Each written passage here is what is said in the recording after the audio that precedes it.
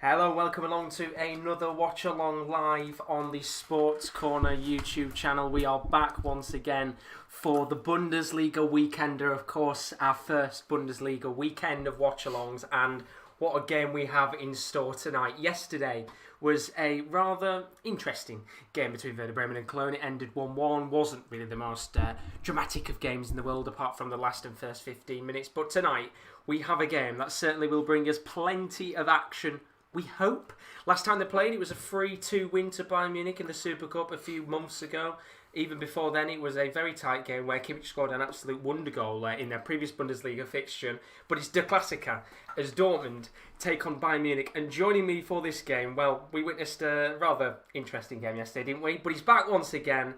It's Rowan. How are you doing, buddy? I'm doing great. Double duty this weekend. It's indeed. How are you feeling? I'm ready for it? I'm nervous. Obviously, I'm a Dortmund on my German side. The problem, everyone knows on the top corner, I'm not the biggest football fan. But I've got Oldham my number one, Dortmund and then Slavia. It's dramatic, isn't it, today? It's a big game for Dortmund. And because obviously you watch Dortmund quite a bit, just how important is today specifically for Dortmund? It's the Bundesliga, and if you're a moderate fan of Bundesliga, you know Bayern run away with it. Yeah. These games are the biggest games of them top 5 seasons. The top 5 teams. If you can pick up points over Bayern, you are putting yourself in the best place you can be to contend for the title. My worry is, if they don't, they will drop further down. I think Leipzig have been playing half decent. Yeah. They've been playing well. Gladbach, Leverkusen, they're playing good. And my worry is that Dortmund, they're one of the first big teams to play Bayern this season. I'm pretty confident. There was obviously the game against Hoffenheim, but in terms of the biggest sides in the Bundesliga, this is probably Bayern's toughest test so far in terms of the calibre of the sides. But this is it. It's a massive game which kicks off in just under 10 minutes' time. Kick off at 5:30 of this game.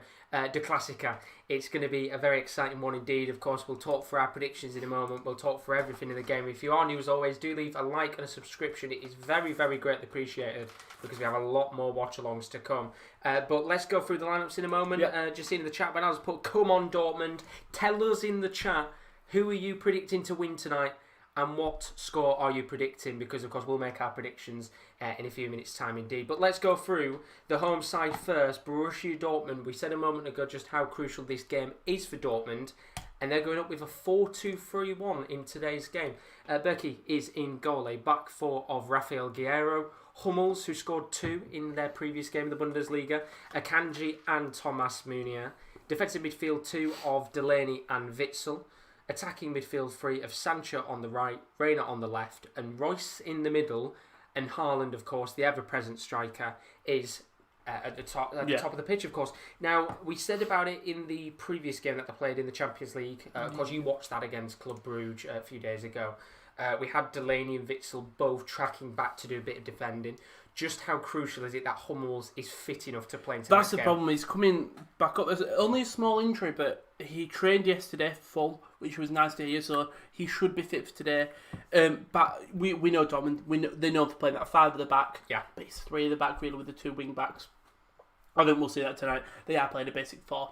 It'll go to a 5 now with Witsel or Delaney. Will sit further back than they usually do. Surprised Marco Reus is included. I think he just hasn't. I don't think he's had as much game time.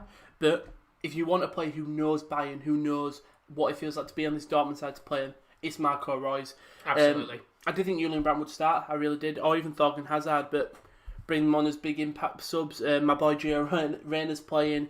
Haaland's going to be a big thing. If that Bayern defence can close down Haaland, unfortunately, I don't really see goals coming from anyone else in that team. Maybe having Raphael Guerreiro, which is so strange to say with the left back, but he's such an attacking man. He's been one of Dortmund's best players this season, along with Haaland and Mo Dahoud as well. I expect him to come on. We saw his lovely assist. I think he's a guy in that Dortmund side who... You look at the things you go, there's centre midfield. Delaney, Witsel, Royce, Brandt, Hazard. You have the usual candidates, basically. And then you've got Dahoud there and you think, it's probably Emre Can. You've got Dahoud there and he's like the bottom of the rung, but he plays really well. When they need him to, he can step up. I'm worried, because it's Bayern. Absolutely. If they can just feed through, if Sancho and Reina could feed through Hazard, or even feed through Royce at points, they've got a big chance of just getting that ball past that back line of Bayern. I think we don't have to worry about the finishing of Haaland. We know we can. It's like getting that ball to him. That's the thing. It's going to be a tough test indeed for Dortmund today. Kick off of that match in just about 5 minutes' time. Just look at the chat. How are we all doing? As always, Kyle's in the stream. He says, "Hi guys, would love loads of goals with Dortmund winning." And then Benaldo, he's sticking with Dortmund.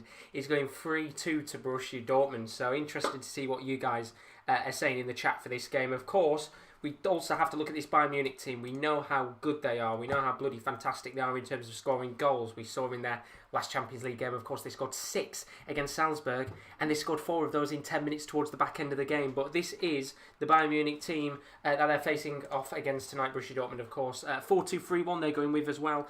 Neuer is in goal, a back four of Lucas Hernandez playing at left back, Alaba and Boateng, and then Joshua Kimmich, who could have played it right back today. Yeah. He's not. He's going to be Bouna Sarr playing there, which is an interesting shout. He's a half-decent replacement. Yeah, very half-decent placement indeed. And then, of course, Kimmich is in midfield, defensive midfield too, alongside Goretzka. Attacking three of Gnabry, Muller in the middle, and Koeman. And then, of course, one man that cannot be stopped right now, Robert Lewandowski. Rowan, just how formidable is this Bayern Munich team on their day? And we've seen it before. Just how important are these games to the Bayern Munich side? We talked about that. The back five can not be replaced, but you've got Neuer for Nubel. Your defence is there, but it's that front, that 6 of Goretzka, Kimmich, Muller, Koeman, Gnabry, Lewandowski. They're unbelievable. For Bayern, again, we talk about how much this game means to Dortmund. It means a lot for Bayern because it is drop points. I apologise. It's drop points if they lose, and when you are contending the thing. I think the biggest thing for Bayern is fatigue. They want to do the double for the Champions League, but they also want to win the Bundesliga. I think for them, their depth is there. Yeah. Not as, I don't think, strong as it could be.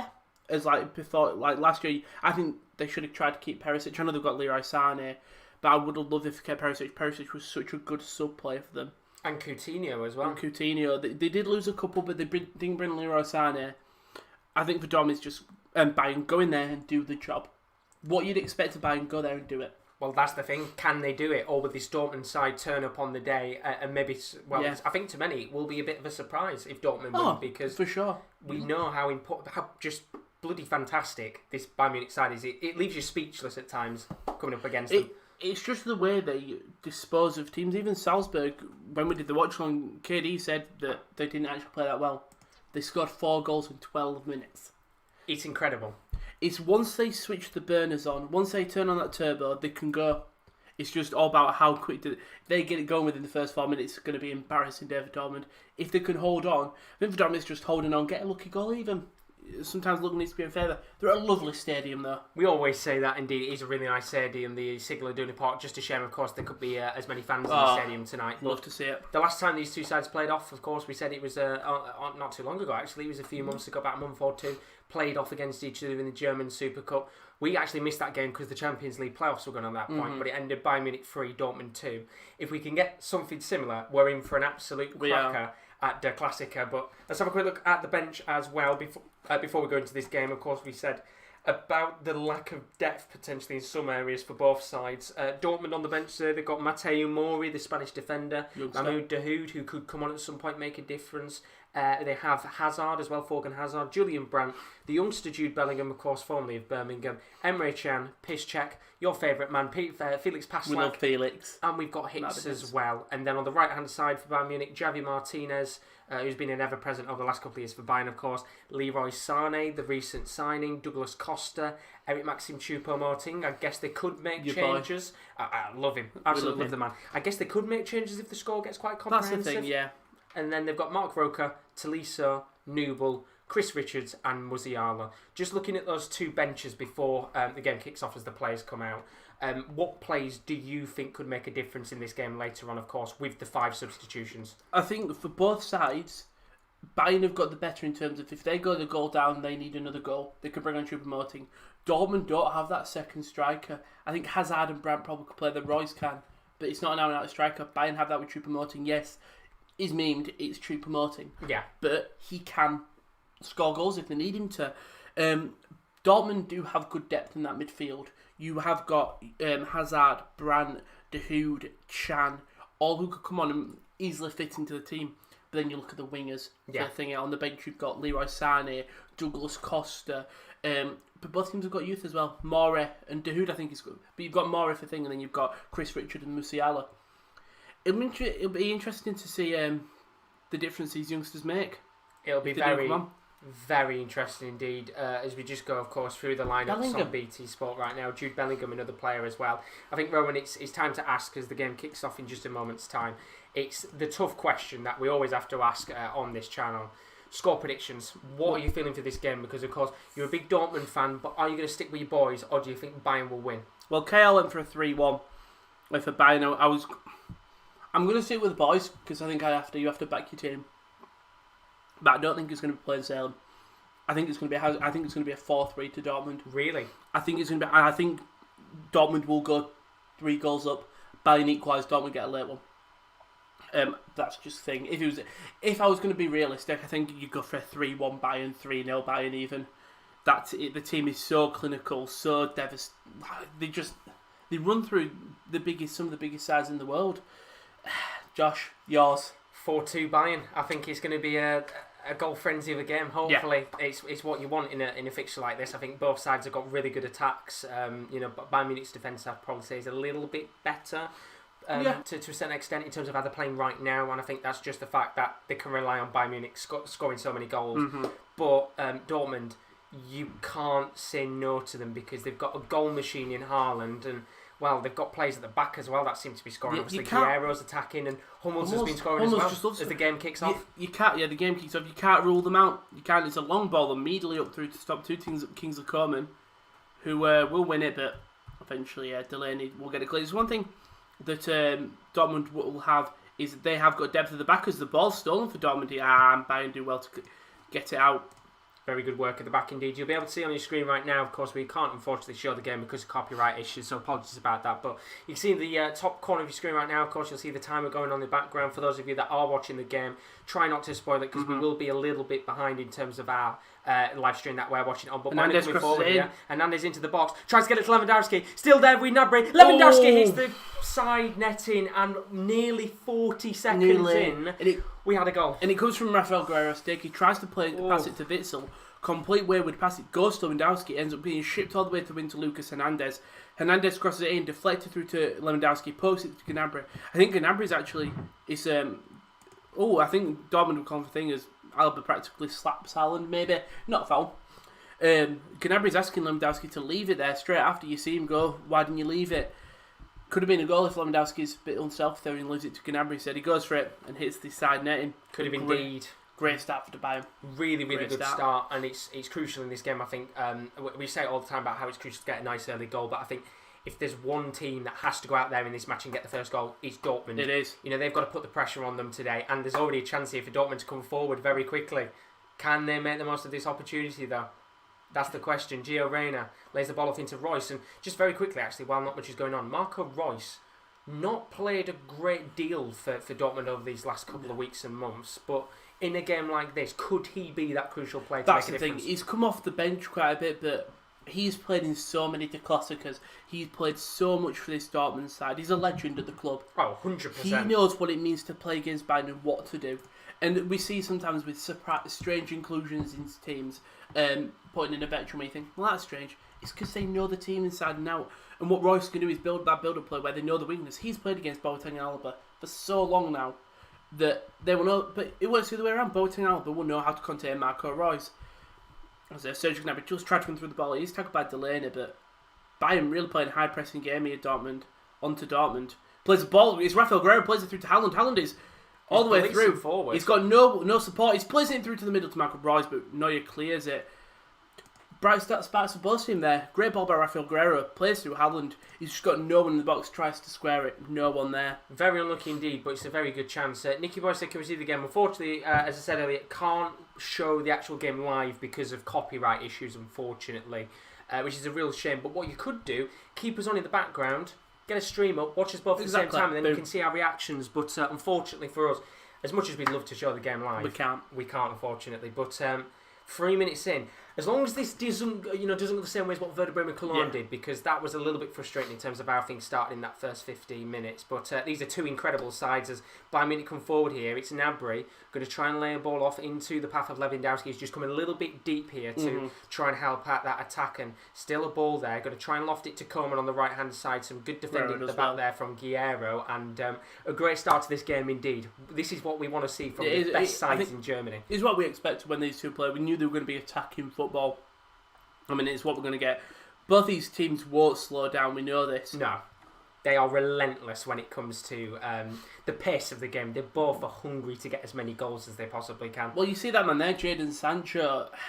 So many more stuff coming out now about Sancho, Favre, the relationship with Dortmund. It's looking more likely he's going to leave in January now as well.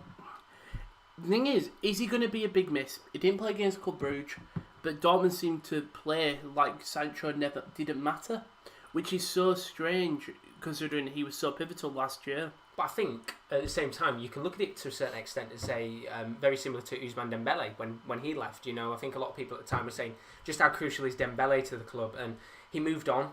And then Sancho came in. There's a ball lobbed into the box from the left-hand side from Thomas Müller towards Lewandowski, but it's a little bit too heavy and Bergkamp can catch it. But Dortmund, they're a revolving doors club. Do you know what I mean? Players constantly come in and out of the club. That's a great ball. Forward here, it's Gio Reyna. Look up, potential chance for him to lay it off for Haaland. Tries to flick a ball towards the Norwegian, but it's a little bit too weak. And Dortmund come forward. Here's Guerrero going to lay the ball to Axel Witsel at the edge of the box, who takes the shot on, but it's a little bit too weak, and it hits the bottom left of the corner. And I tell you what, I think you're going to get passion today in this match. For once, you're going to get passion with me. Oh. Good chance though, really good chance. It's a lovely ball. I think that's Munier who plays it all the way through to Gio Reyna, who does Boateng for pace, but he just doesn't look up. If he looks up early, Haaland's there open. He takes it further to the byline, tries to play it in. Ends back to Raphael Guerrero, who spots Axel Witsel making a really lovely run in the middle. Open space, just puts it wide. But again, it's just bright sparks from these two sides, which you want to see. Exactly, and it's had plenty of chances. The long ball from I think it was Boateng lofted all the way up there into the path of Thomas Müller on the right hand side. He's done very well here, just trying to jockey his way around Guerrero and Hummels, and eventually Guerrero does well to get the ball jockeyed away from Müller, and it goes out for a goal kick. But Chris is in the chat. Chris, as always, how you doing, buddy? Hope you're all good. He says, all right lads, hope you're well. This has got a draw written all over it in my opinion, which is quite an interesting shout. I think a high scoring draw, yeah, but I don't think it's got 0-0. I think there's definitely goals tonight. Definitely tell us your prediction in the chat, Chris, whether you think this is going to be a high scoring one or a goalless game. But just having a look here, I think the referee just stopping play for a second there, and eventually the goal kick's going to be played out. But what a start to this game. Hopefully a nice early goal will really set poetry in motion. I think it's the best way to describe this match. If Bayern get a goal early, Dortmund will just go for it. It's vice versa. It's the way both these teams go. And another ball goes over the top. Reyna might get there. Alaba does well to cover it. Really, really good defending there from Alaba just to get the ball back in that situation. And of course he's playing as a centre-back tonight, which is quite an interesting shout indeed. Although you can see him at times just pushing into the left-back position here, Bouna Sarr. Question is, can he be a pivotal player tonight? Because Der Klassiker is his first Der Klassiker. Yeah. Because we know him for his time at Marseille. Could he be a crucial player today? From what I've seen of him, he's a good youngster. He does make a lot of mistakes. Luckily, Neuer is there to bail him out. I saw him. I can't remember what game it was, but it looked like the team were about to score. Mm-hmm. And Sarr's there to defend it, but he kicks it up in the air, but he kicks it straight at Neuer, who ends up heading it away from on his own line. So he is injury prone. That's just because he's so young. As another ball goes over the top, this time to Marco Reus, who does control it, plays in the middle through to Gio Reyna. In the middle there.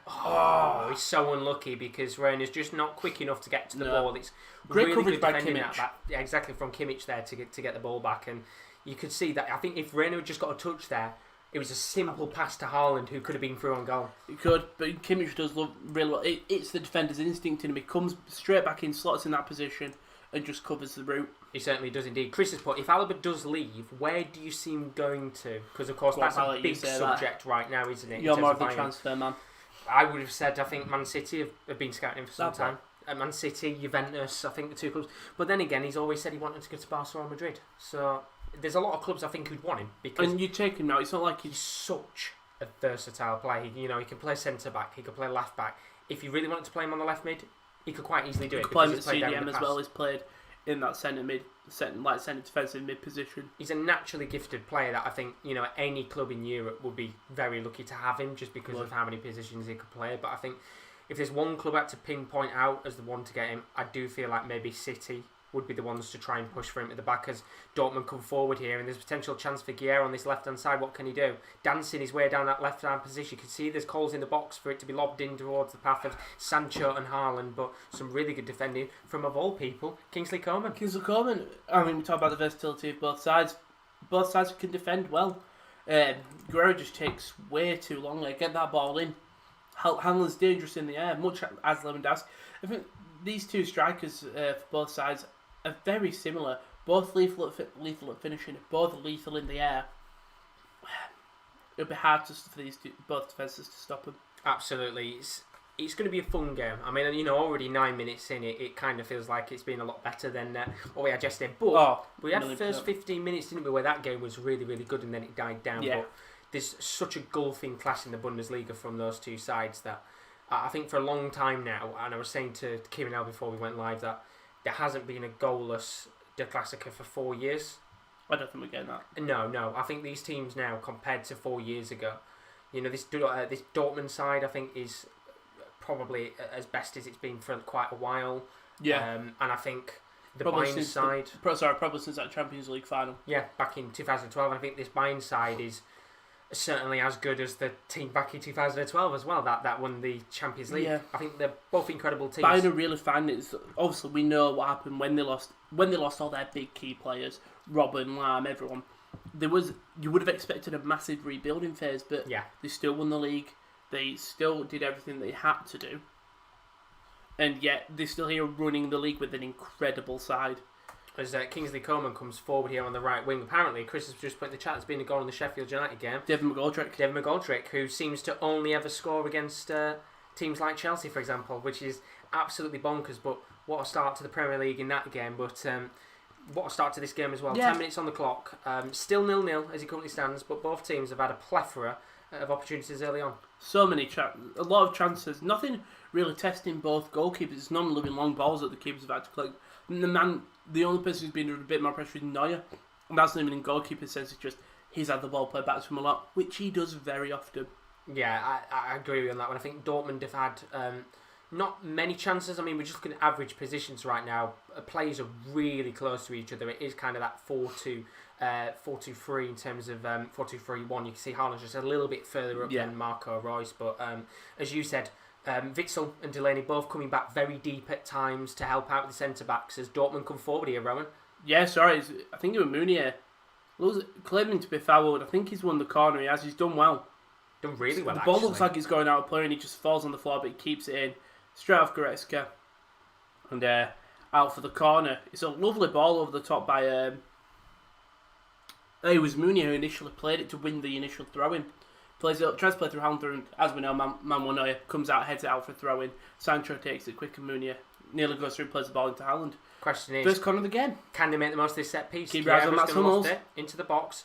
It's quite a decent free corner that's lofted in, but eventually it's cleared away by Bayern Munich, although maybe a second chance here, Rowan, for Dortmund to come forward. Yeah, Gio Reyna makes stack plays through to Sancho, because Gnabry was bursting then.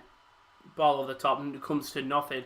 But you see, that counter-attack from Bayern is so dangerous. Oh, what a ball from Neuer. Look at that touch as well. And now it's Bayern coming forward, and it's a potential chance here to lay the ball off from Muller into the path of Bunasar, who tries to lob it towards, I think he wanted that to kind of go towards Gnabry at the left-hand side of the post, but his cross is a little bit too weak. But Bayern have got the ball back here, about 35 yards out, and they're just going to play it towards the halfway line. They'll slow the game down a bit, but it was lovely that by Manuel Neuer spots Kingsley Coman. It's him and I think Witsel at the back. Coman takes a lovely touch on his foot. Gets it to Bunasar. Bunasar goes for the cross and Witsel does clear it, but it's what you wanted, just end-to-end action from both sides. The Kings are coming now, bursts down the wing. Oh, that's a great attack by Guerrero. Go back for a corner. And just looking at the average positions actually right now, Gnabry and Coman have both swapped positions in this game. So obviously Coman's on the right, Gnabry's on the left, which is something we've seen quite a while now in the Bundesliga for the last few weeks. But Bernardo's put, of course, the game week have 3 Chelsea defenders and Mendy. They get scored on by Sheffield. In fact, I've just realised I've got Kante in my team, which is very frustrating indeed. And then Chris, I said 3-1 Chelsea win. But we have a corner here for Bayern now. Can they make the most of this set piece? Unlike Dortmund a moment ago. Ball's lofted into the box. Going to try and get it towards the path of Lewandowski and Muller. Muller tries to get his head up to it, but he can't. Boateng lofts the ball back in there. Oh, it is for Lewandowski. It's a good save from Berkey. He's still in play though. Another cross comes in. And it's cleared by... And he's going to be hit on the volley. Delaney. But not the greatest of volleys there. But what a save from Berkey, Rowan. It's a lovely ball over the top. Finds Leon Goretzka, who's such a powerful player. It was Goretzka. And Berkey. Not Lewandowski, like I got excited for, who did go in for the ball. But it was a lovely ball by Boateng. Goretzka's on side. Lovely header. Berkey just gets up, just gets enough height onto it to parry it away. It's a lovely reactionary save by him. It's a very good save indeed, and it was both Lewandowski and Goretzka going in for the ball, and Goretzka just, well, what a player he is, isn't he? 6'2", built like an absolute machine, gets there, rises highest, and it's a very good save from Berkey. And that is the first big chance of the game from either side. One thing I really like there was Delaney screaming at Gio Reyna to sit on that left for when there's these big counters, because he's noticed Bouna Sarr's pushed up quite high then on that attack, and there was an acres of space on the left for Gio to expose. It's just a fantastic game so far, and Bayern Munich just defending right now, just passing around the back. If you are new to the stream, as always, welcome along to the classic Watchalong live. It's a very good Watchalong indeed so far, 40 minutes into the game. 3 shots for Bayern Munich, 1 shot for Dortmund. Biggest chance of the game so far. We just had it a moment ago. A good save from a really good Leon Goretzka header from Berkey there, making a very good save indeed. As I slowly down it was a good ball in by Boateng as well. Really nice ball, just lofts it over the entire defence. I mean, it's one thing we talked about before, the centre-backs, but Hummels initially clears the corner really well. He's so dangerous from then on both sides of the pitch. And it went through him. I think the question is now, of course, I think the worry for a lot of sides in the Bundesliga and, of course, in the Champions League when you come up against Bayern is you don't want to give them too much possession and too much time. And I think there's a lot of teams out there that will maybe give Bayern a little bit too much respect. Sancho gives away the ball though. The Kings will come now, plays it through to Thomas Muller. Not the greatest of balls there, and eventually it doesn't lead to the Bayern Munich counter-attack that they would have liked. But Sancho just giving away the ball. Do you think Dortmund could give a little bit too much respect to Bayern Munich in the sense of possession and letting them have a few more opportunities more than you might expect? I think they have faith in Berkey. I think handball. I think the problem is they know that they can sit 6 back, so they could go, oh yeah, we can get possession because we've got 6 at the back. But when it's a team like Bayern, you want to cut that off as much as possible. Yeah. But there's a long ball lofted up here, which has kind of been the theme of the game so far, hasn't it? A lot of long balls going into the path of the left-hand side. It was Lucas Hernandez who was playing as a left mid for a moment. Ball actually goes back to Gnabry, who is going to have to pass the ball off here. And, well, he didn't do really well at all, but the referee is going to come back for a handball. And a little bit lucky, you could say there, Serge Gnabry, in terms of how he was desperately trying to clear the ball away, although it is a handball on Gnabry. And I mean, just look at the chat as well. Of course, a lot of people watching that Sheffield United-Chelsea game. Keep I've got Jorginho and Werner in my fantasy team because whenever Jorginho makes an appearance, he scores a penalty most of the time. He's took off them, man. He's been took off them, Chris, which is the reason why he's come out of my team. But don't Royce plays ball through to Haaland. Haaland takes an early shot and it just goes across the first goal. Will it stay in? That's the main thing. It will. I think it will do indeed, and eventually it's going to be Lucas Hernandez to get the ball and just hoof it away from his goal. But do keep us updated with that game because, of course, we heard a moment ago that Sheffield United are 1-0 up in that match. But he's been taken off penalty duties now, Chris, which is why he's come straight out of my team. And I put Kante in, who's now conceded. So, not winning in either respect. Not really the best thing for you. I don't think I've got any Chelsea players. No, I think the only player I've got is Kante, which I'm quite glad about because I think Chelsea are a bit of a dodgy team at times. But it's not a dodgy game. Is this match between Dortmund and Bayern 17 minutes in, still 0-0? Yeah, I just love your transition then. Honestly, I try my very best with transitions. I'm always thinking in my head of what to say. But here's Bayern Munich. I've spilled my drink everywhere. Oh, it's all right. I apologise. Just for those of you that did watch yesterday's stream, we have got alcoholic drinks again. I've got a pink gin. Rowan has got Southern Comfort and a Dr. Pepper. There we go. The game actually catches up. We've just had some lovely speed up lag there. Which is what we love to see. And there's a good chance here for Bayern Munich to come forward, and it's Lewandowski who's going to have to push outside of his own box. Good pressing by Dortmund. It's one thing these both these sides go, just pressing. Very good pressing indeed. Here's Coman, going to lay it all the way back into the midfield, and then Chris has put, you're joking. Well, that's wasted a pick. Well, I'm sorry to burst your bubble, Chris. You know when he missed the penalty in the Europa League or something? I think it was in the Premier League. He missed the penalty, He missed the penalty, yeah. Ever since Werner's been on him. So, unlucky, Chris. Yeah, very unlucky indeed. You might want to use your free transfer next week and take him out of your squad because, he doesn't seem like he's well in favour right now at Chelsea in terms of taking free kicks or being in the squad in general. But 18 minutes on the clock here. Poor ball again. 0-0. And you have to say, Dortmund have made a fair few mistakes on the ball in terms of giving it back to Bayern. Just stupid passes straight to the feet of Bayern players into open space where there's no one available apart from Bayern playing.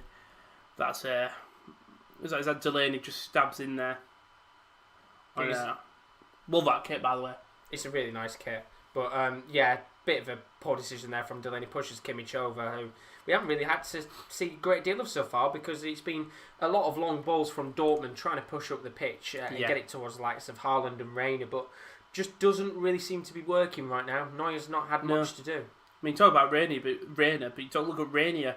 The news that come out today, again, Real Madrid are just not happy with his playing time and not even on the bench as well today. Is he not on the bench? Not on the bench for Dortmund. I don't know whether he's out because of an injury or COVID, he was on the bench. He came on midweek, so unless they tried to save him, but Real Madrid are not happy with his playing time. But if you're Dortmund, when Haaland's playing so well, you can't really complain. No, but then I guess in a situation like this, you'd want to play him in the Champions League against the likes of Bruges and things like that, and try and bring him in. But even in the Bundesliga, there's a few weaker games. I guess you're going to play against smaller teams where you'd probably want to play him and give him some game time. But I think great ball through by Meunier to Jadon Sancho. But I think if you're Dortmund, you're going to want Haaland playing every game. You're going to want him to keep his form and score goals. As Delaney steals it now, Meunier trying to build up playing again, a poor pass. And they'll have to come all the way back to clear, and he does well. Is that Alaba pushing? No, it's not.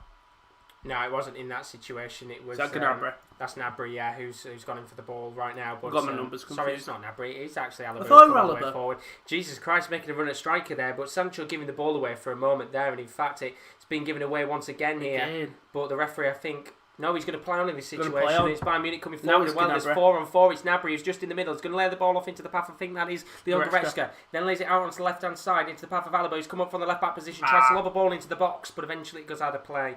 And it's going to be cleared away here very quickly by Dortmund as they try to get on the counter-attack. Gio Reyna's in acres of space there. Ball's played through all the way through to Gio Reyna. It's 2-on-1 here. Giovanni Reyna will play through Erling Haaland. Haaland shoots! Oh, he missed the ball again. A very similar position it was early in the game where he puts it across the face of the goal. He does the same thing again. It's obviously such a tight angle, but Reyna waits, holds it up. Haaland, I think he is offside, but Haaland breaks past the two defenders, tries to slide past Neuer, and he just puts it wide. So unlucky. And I thought originally with Reyna's just time where he took to wait, I thought he took a little bit too long, and that was it. The opportunity was going to go. Haaland was that little lovely bursting run through. Really good run there from Haaland, and Neuer did come out of his goal slightly, maybe put off Haaland to a certain extent, but he covered that inside where Haaland had to go on the out. It would have been offside, as you said, just by a whisker in terms of probably would have brought the lines out like they did in the Premier League today. Less said about that. But look in the chat, Chris has asked us score predictions for City versus Liverpool tomorrow. Of course, we're covering that game from 4:15 tomorrow. I'll give mine because I'm not yet. 2-2 draw. My head says 2-2, but my heart says 2-1 Liverpool, but I always go with my head. 6-5 City. Oh my lord! I know. If that's the game that I'm watching tomorrow, then I'm absolutely blessed indeed. I'm going to go 3-2 City. Sorry, he's gone for City. He's gone for City. I'm going City. I mean, obviously, Chris has gone for 2-2. I mean, Banana's gone 3-1 Liverpool, Joe to brace. City is the very definition of shaky at the moment. Yeah, I agree with you, but the biggest occasions always bring up the biggest moments, and you never know what's going to happen. I mean, of course, we've not had a big moment in this game yet, but we're hoping for one very shortly, and I think the biggest two moments so far... Yeah, I think that's a foul he's given away. I think the biggest two moments we've had was Haaland's chance, and then the chance at the other end of the pitch from Leon Goretzka. Yeah, two big opportunities for both sides. I don't know, he's giving it for a hand. Chris has said he's leaving now, joking. I'd say realistically I think Liverpool will win, but I don't know why. I feel like City will show up tomorrow. I think it's going to be a high-scoring game. Hopefully it's a high-scoring game. I think that's I'm guessing Josh will be starting up for Firmino, right? Oh, 100%. I think if he doesn't start, Almost Firmino, plays I through think to central. Liverpool fans will be complaining a bit. But yeah, as you can see, top right-hand corner, Man City Liverpool is our next live watch-along. That's from 4:15 tomorrow, live at 4:30. Me and Kieran L will be covering that Ball's game. given away in the middle. Sorry, Josh. Witsel onto it now to Raphael Guerreiro. Guerreiro now plays it through to the middle. Snatched by Royce. Hits it into Boateng. It won't be checked. Again, a mistake. Tell you who's not been in this game, Jadon Sancho. No, he's not really done much at all. I think that what we've said about him so far is just the fact he's given the ball away a few times. There's another ball that's been given away here in the Bayern Munich defensive half of play, and eventually it's hoofed away, but could be chance here for Bayern Munich's counter-attack. It's Coman who moves into the middle, lays the ball off to Serge Gnabry. He's about 35 yards out from his goal. Still going here, Gnabry. Good chance to lay off to Lewandowski, who's in the back of the net. It's a goal you'd expect from Bayern. It's classic Bayern Munich. Oh, beautiful. What a goal. It starts with basically poor mistake at the back from Bayern. Dortmund, like 5 players press it, leaves it open. Boateng plays a lovely ping ball through to Kingsley Coman. He's on around the halfway line. Takes a lovely touch, ships it all the way to the wing to Serge Gnabry, who does lovely. Just keeps on running and running and running. Slots it through, lovely little through ball through, straight into the middle of the box. Who's there? It's got to be one man. It's got to be Robert Lewandowski. Just pokes it in. It's a lovely ball by Serge Gnabry. He is onside, only just as well. Only just onside. It's a trademark goal, and well, if there was one man I don't think Dortmund or any side in the world can keep out right now from scoring, it's that man, Robert Lewandowski. What's probably his 95th goal of the season already. It's a simple tapping into the back of the net, but it's just classic counter-attacking football. As Roman spills his drink all over him, are you just disappointed at the fact that Dortmund have conceded? I think it's come from a Bayern mistake and they've scored. It's just, we know how both sides like to play. They love to press. By the way, I saw that Abraham had scored. They love to press each other, they do. But Dortmund pressed so hard that it left 3 defenders back. It's just it is a lovely finish. It's a Robin Lewandowski finish. Is he on? He is onside. Yeah, he's just I was onside. wondering if they check it for the shoulder there, but I think he is on. That's just me hoping. Well, I think they're going to check here just in case, of course. VR is in play in the Bundesliga, and I think that this should be given as a goal. I think he should have. I think he's onside. Only just, but I think he is on. Of course, we'll have to find out in a second. It'd be very disappointing if this goal is ruled out. Of course, Lewandowski has certainly scored plenty of goals this season, as Chris puts about 1-1. Abraham Chaz get back into that game in the Premier League. But big decision here in this Der Klassiker, because Bayern have just gone 1-0 up, Lewandowski, but it is being checked by VR for an offside, and we're both in agreement here that we think it should be given as an onside and should be given as a goal, but there's a long wait in play as Rowan once again spills his drink all over him. Are you drunk or just... Is it just the frustration of the goal? It's a culmination of everything. It's been checked. And it's not given as a goal. It's going to be given as an offside, and that is all down to the knee. I think that's very unjust. It's close. I mean, obviously, as a Dortmund fan, I'm going to go. It's a great decision by VAR. It's an incredible one. But yeah, I think he's onside. Let off for Dortmund. Big let off there for Dortmund. And well, we thought we got the first goal of the game, and Lewandowski got what probably would have been his 100th goal of the season, but it's ruled out. It would have been his 10th for this month. Which is absolutely unbelievable, but it's ruled out. We're back to square one once again here, and it's Lucien. 9-0 as Kyle puts his Mike Dean in the German VR booth. It fucking feels like it. Unbelievable. How that has not been given as a goal. If I was a Bayern fan, I'd be pissed off right now, because it is basically given in this situation by Lewandowski's knee. The thing is, if they said it was his shoulder, because that's the one that I pointed out, I couldn't understand, but I didn't think the knee was offside. If anything, I thought it was the shoulder, but It's a very, very controversial decision in this game, but Bayern Munich either way, they've got a free kick here. They could very quite easily make it 1-0 once again here with this set piece, Rowan. Big let off for Dortmund, but really dangerous free kick. I think is that Kimmich standing over it. It will be. It's played short though. And oh my lord, what is that from Kimmich? That is a very whiffy free kick. I think it was it's Alaba who takes it quick. Oh, but Goretzka's got it back in. Now there could be a chance here for Bayern Munich to get the ball. He's going to try and lay it off to Lewandowski, but it's eventually cleared away, and that's another big chance for Bayern Munich. That's going to go right over the volley there for Goretzka, and it's a good save from Berkey. Although he's going to come back out here for Bayern Munich once again. Kingsley Coman on the left-hand side. He's going to dance his way through. Still got the ball on the left wing. Tries to whip it into the box. Out for a corner. No, going to be a goal kick. Yeah. Well, you think Muller has squared it across to Lewandowski, and It's blocked by Witsel. Ball comes on the half volley to Leon Goretzka, who loves a goal. He does love it. It's a big chance indeed there, and Goretzka on the volley there. Good save by Berkey, who's had a couple of chances to save already, but we could have quite easily said there that Bayern Munich were once again 1-0 up in this match. It's a good save by Berkey, but he just parries it straight into danger, but luckily Meunier makes a saving block as Dortmund will come now. Ball through the middle to Marco Reus. If that was the old Marco Reus, I think he would have had enough pace to get through there, but he's, of course, lost a bit of that speed that he had back in the day. Chris has put in the chat his lineup he would like to see for Liverpool tomorrow. He'd like Alisson, Arnold, Matip, Gomez, Robertson, Henderson, Keita, Wijnaldum, Salah, Jota and Mane. I like to see Firmino and Campbell, can't see Klopp going too attacking. And then he says, get us in VAR. I think we do a better job. We do a way better now. Probably. For me, the bias there, it was definitely offside. Definitely offside. I don't think it was offside. A million percent. I think there's a bit of Dortmund bias coming out there from Rowan. I bet my life on it was being offside. He'll come 5 minutes, they'll want to attack, although the referee's going to stop a free kick here. That was going to be very quickly taken by Joshua Kimmich. Referee's brought it back once again. And I think this time Bayern Munich will opt to try and flick this into the box. We'll have to find out here as we just hit the half an hour mark, and this time Kimmich has left it to the left-hand side. Here's Lucas Hernandez. Going to lay the ball off into Gnabry, who we've not seen a great deal of so far. Back to Lucas Hernandez. Flicks the ball into the box. Coleman to the back post. But he just doesn't get the right connection, and it's straight into the hands of Roman Berkey. Big chance there for Bayern again. Really big chance now. Rafael Guerreiro. They'll try build up attack here. No, they won't. They'll slow it down. Again, another chance for Bayern. It's going to go in eventually. There's Axel Witsels on the wing here. Holds the ball up well, but he's just got no options. He's forced to go. He's pressurised to go back into his own half. And look at the players pressing here from Bayern.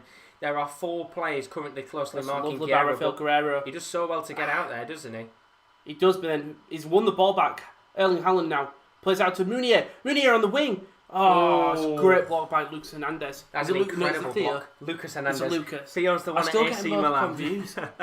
Always remember it, Lucas Hernandez. But that was a really big chance there for Dortmund to come forward. And Thomas Meunier just takes that a second earlier. We'll talk about get it into the box. We'll talk about them attacking fullbacks. Look who started both the attacks, Guerreiro and Meunier. Absolutely, indeed, Chris has put, but you shouldn't be allowed in VAR if your teams are playing. Indeed, Rowan. That's I don't agree with that. Rowan's disagreeing here, but set piece opportunity. You'll keep your eyes on Mats Hummels here. 2 goals for Dortmund.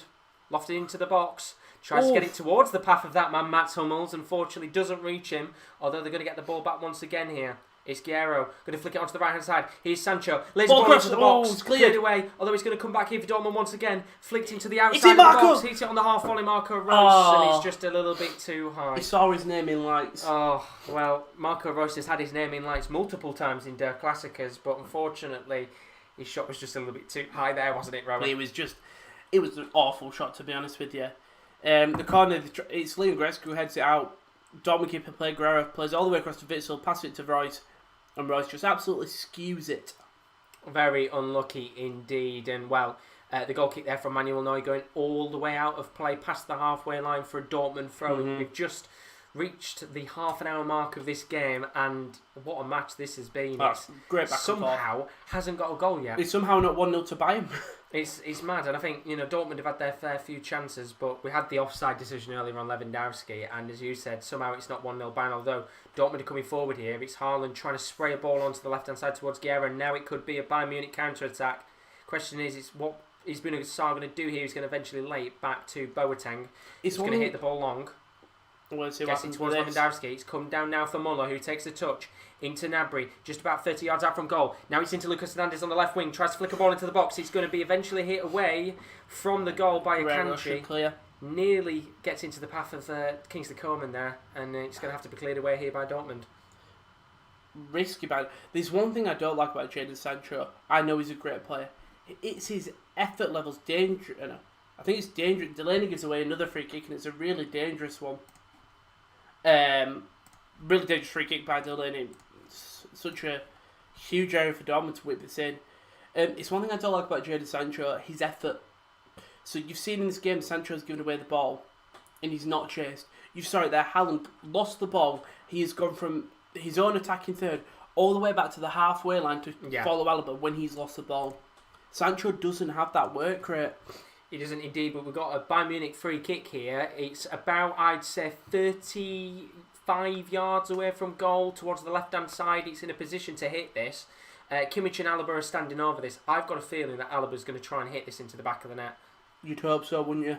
I think, to be fair, this is probably easy to hit this into the box towards likes of Lewandowski and that, but Alaba stood over this. He's going to hit the free kick Straight and it to hits the the wall. Comes back to Alaba once again. Tries to flick a ball into the box. He's come down for Kingsley Coman and hits the shot on the kind of half volley, but it's blocked and it's going to have to play for a Bayern Munich throw-in, which is taken very quickly indeed.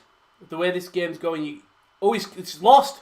Oh, and Haaland, he's just stayed up on his feet here, and now they can come forward. Dortmund, it's a 3-on-3. It could be a good opportunity. What they can do, he's going to be laid off to the left-hand side. Sancho, I think, who's come on that left-hand side. Still going here, Sancho. Does a little bit too much. Now he's going to be into the path, I think that is... Gio Reyna. Back to Sancho, and that is a massive opportunity wasted, although Sancho's calling for a handball. And nothing is given. Oh, well, I've got to say, that was a really poor Kimmich opportunity. Is down injured. Who's getting the yellow here? I would have thought it would be the person who fouled Haaland. Haaland is so unlucky there that he's kind of just tripped up nearly. The thing is, he's kept on going. If Haaland goes down there, easy dom free kick, but he's kept going and it nearly led to a thingy. And Carl's put, sorry guys, I want concentration, but did Bayern not score? They did, but it was given as an offside in the end. Which wasn't. I don't think it was offside. Very harsh. It's very minimal if it is an offside decision. Oh, this is not good for Bayern. That's Josh Kimmich down injured. I wonder what happens here. Has there been a slight knock? It's when he loses the ball. I think he just goes in for the tackle, but he stretches his leg. Let's have a look here. Yeah, just stretches it a little bit too far out there, and hopefully it's nothing too serious, and it's just more of a case of he sprained it or anything. I mean, just seeing right now, might be the way that he's landed there. A little bit awkward because he goes and immediately holds that flailing leg, but Kimmich looking in a lot of pain here. This is not good. Not good at all. Like, if you took out Dortmund, he'd be one of my favourite players. Well, he is. He's one of my favourite players in the Bundesliga. He's so adaptable. He's sometimes the key to Bayern in a lot of games. He's still so young. I think he's only like 26 or something. Well, that's the thing. He's another one of those Bayern players that are just interchangeable. They can play different positions and things like that. And, well, we're guaranteed here that Joshua Kimmich... Yellow card for Kimmich. Yeah, well, the referee's just had to wait here for Kimmich to I do feel sorry for the referee's up. going, I don't want him to get up, please. I don't want a yellow card him. I mean, bro, sounds he's on his feet. Is what you want to see. But he is being hobbled off by two. Javi Martinez will probably come on. The players, I'd have said Tolisso. Is it Tolisso? Sorry, I didn't see. Yeah, I think Tolisso will come on here. I think that's a bit too defensive if you bring Javi Martinez on. But Kimmich is going to come off here. As you said a moment ago, referee unfortunately having to give him the yellow card for the tackle on Haaland a moment ago as Dortmund were on the counter attack. But that counter attack a moment ago. Nah, it comes off his leg, his hands are in. Yeah, it's the right decision there. Although we did see something similar given between Rennes and Chelsea in the Champions League, where it hit the knee and then hit the arm and then was given as a penalty. So decisions have been given, but Tolisso comes on for Kimmich. And just going back to that Dortmund counter-attack a minute ago, Jadon Sancho takes a little bit too long, doesn't he, in that situation? Yeah, if he plays the ball, he does eventually get the ball to Reyna, who plays it back to him, and Sancho whips in and hits Goretzka, but Sancho's effort levels for me, there, if he just speeds up or shows some, I don't know, it's when he loses the ball. Just a little bit quicker in terms of his decision making, I'm guessing, is what you kind of want to say there. Yeah. But I don't want to call him a lazy bastard when he loses the ball, but he's way less lazy than me, so... Be honest, that's the thing. Best to be honest in the situation here is Bayern Munich giving the ball away. He's not a lazy bastard.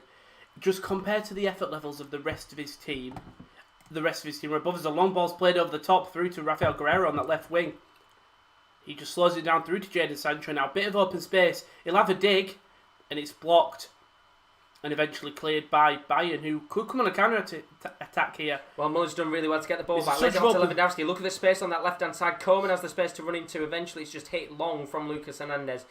Trying to get it towards the path of Gnabry, who's got it down, and now Gnabry can come forward, and now it could be a 3-on-3. Gnabry lays the ball off to Lewandowski just past the outside of the box. What's he going to do here, the Polish forward? He's going to lay it off in the end to Goretzka. Now onto that right-hand side, flicked into the box, gets it toward Gnabry, Coman, who heads it down, and it's not really a good header, is it? No, but that's lovely from Serge Gnabry.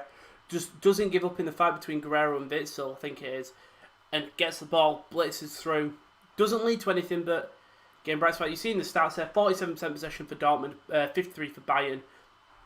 A close game. I say Bayern have had the most chances for sure. Oh, 100%. You know, Bayern have had a plethora of opportunities. Dortmund's haven't been... they haven't had many chances, but there's been a couple of decent opportunities. Chris has put that Chelsea now 2-0, Chilwell scoring. Ziyech has been the main man for Chelsea, causing Sheffield United a bit of havoc, as you would expect. But in this game so far, still 0-0. About 7 minutes left of the match before we do go into a bit of additional time, of course, because of Kimmich's injury. And then, of course, we'll go to half-time. But surely we've got to see a goal before we hit the 45th minute mark? You'd hope so, but both teams just haven't actually... In fairness, Bayern have had a couple... If a goal's coming, it's from Bayern.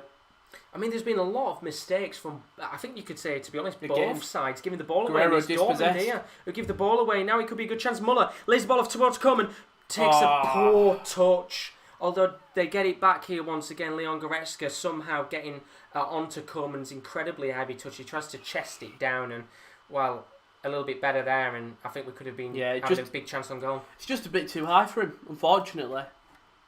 Very unfortunate indeed, and it's going to go all the way back here to Manuel Neuer, the sweeper keeper.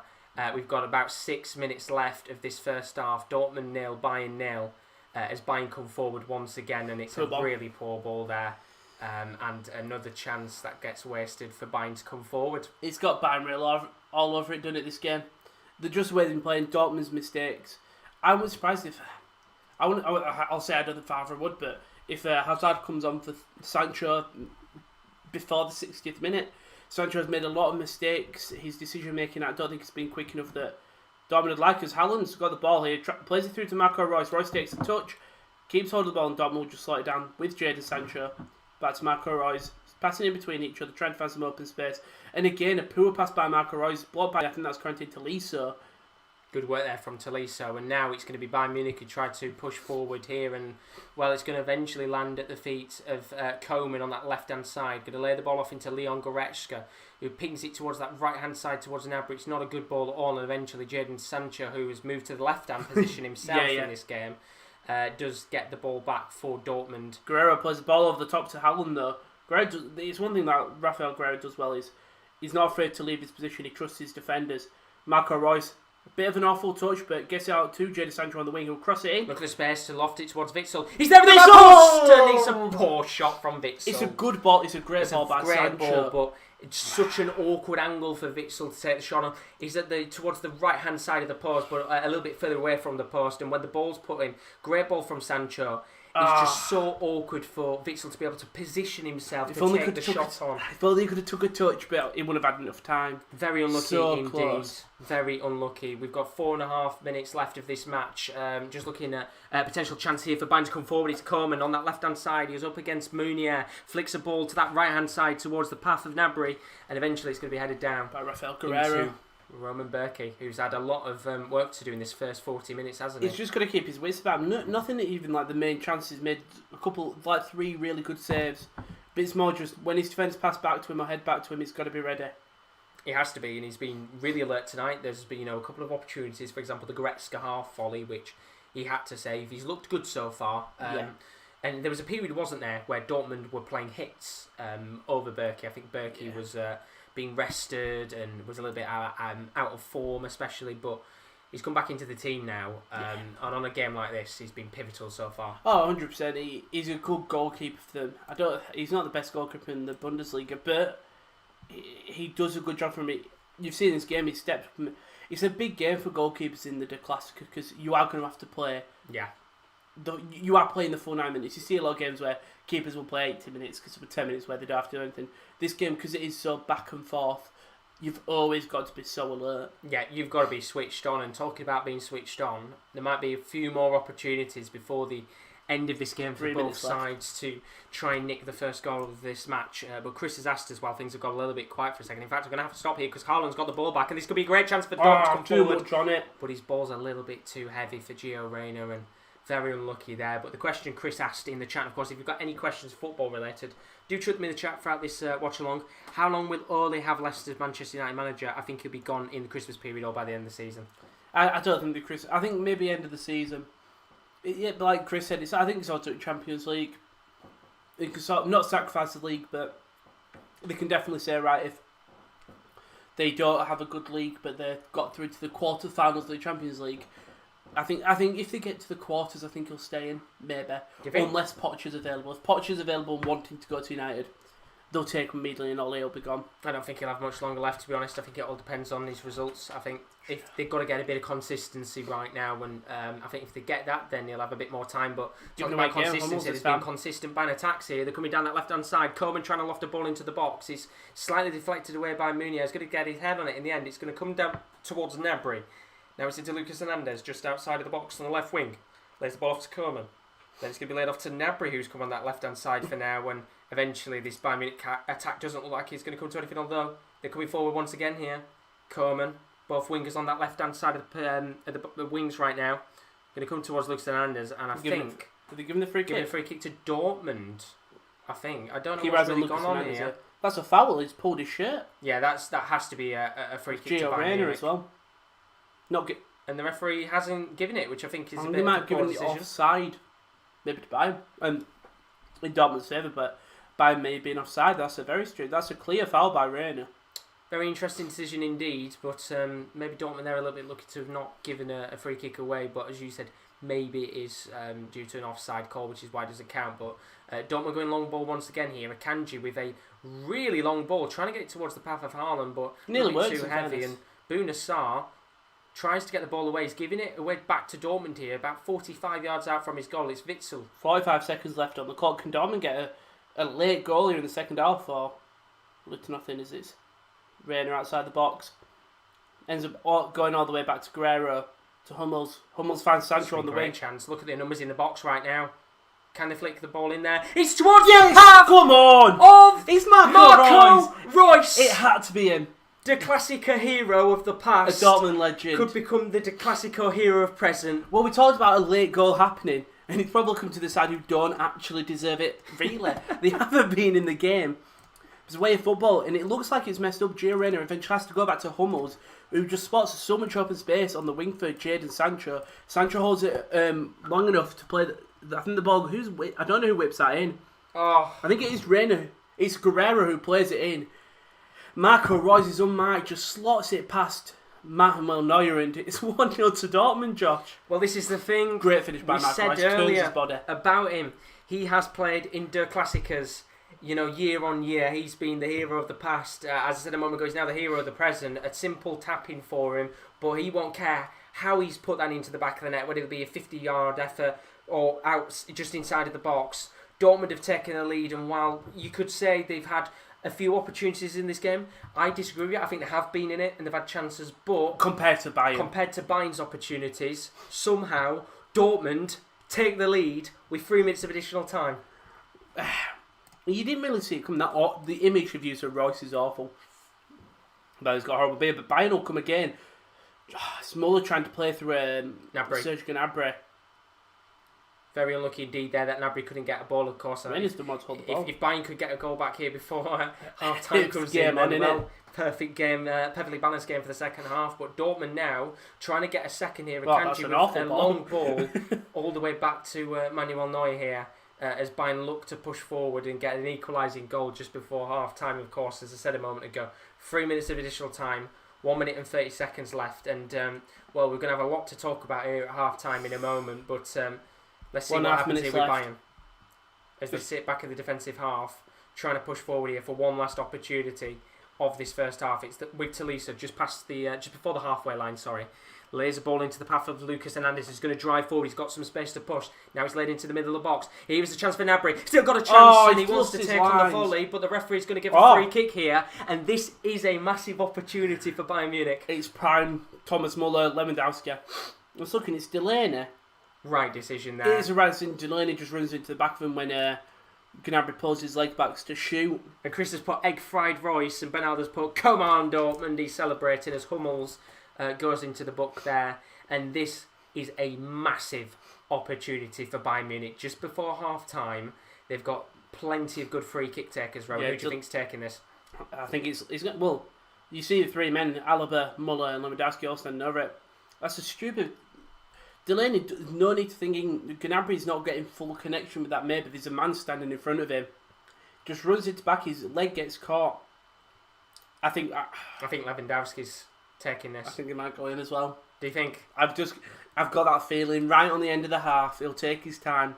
Well, this is it. 15 seconds left of the first half, and this is the last kick we're probably going to get of additional time with 3 minutes left. Dortmund have taken the lead just a moment ago, courtesy of Marco Reus. Rafael Guerreiro just going to try and stand towards the left-hand side of the post. If you're having anyone stand on the line... Probably not Guerreiro. Not Rafael Guerreiro. He's left and got into the wall here.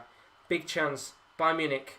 Just before half-time, Lewandowski lays it off to Muller. In towards Alaba! It's a great goal. What a goal that is! That's an amazing Unbelievable from Bayern. And Alaba's the hero. What a free kick that is! What a free kick. Oh my God. It's fucking hell. That's a great set piece. That's definitely out of the training book. What a goal! I mean, I said there was a goal coming. I didn't think it was that. Fucking hell. I think it's Gnabry, Alaba and Lewandowski heading over it. They take it relatively quick in terms of... That is an absolute stunner. Oh, I think it's a deflection.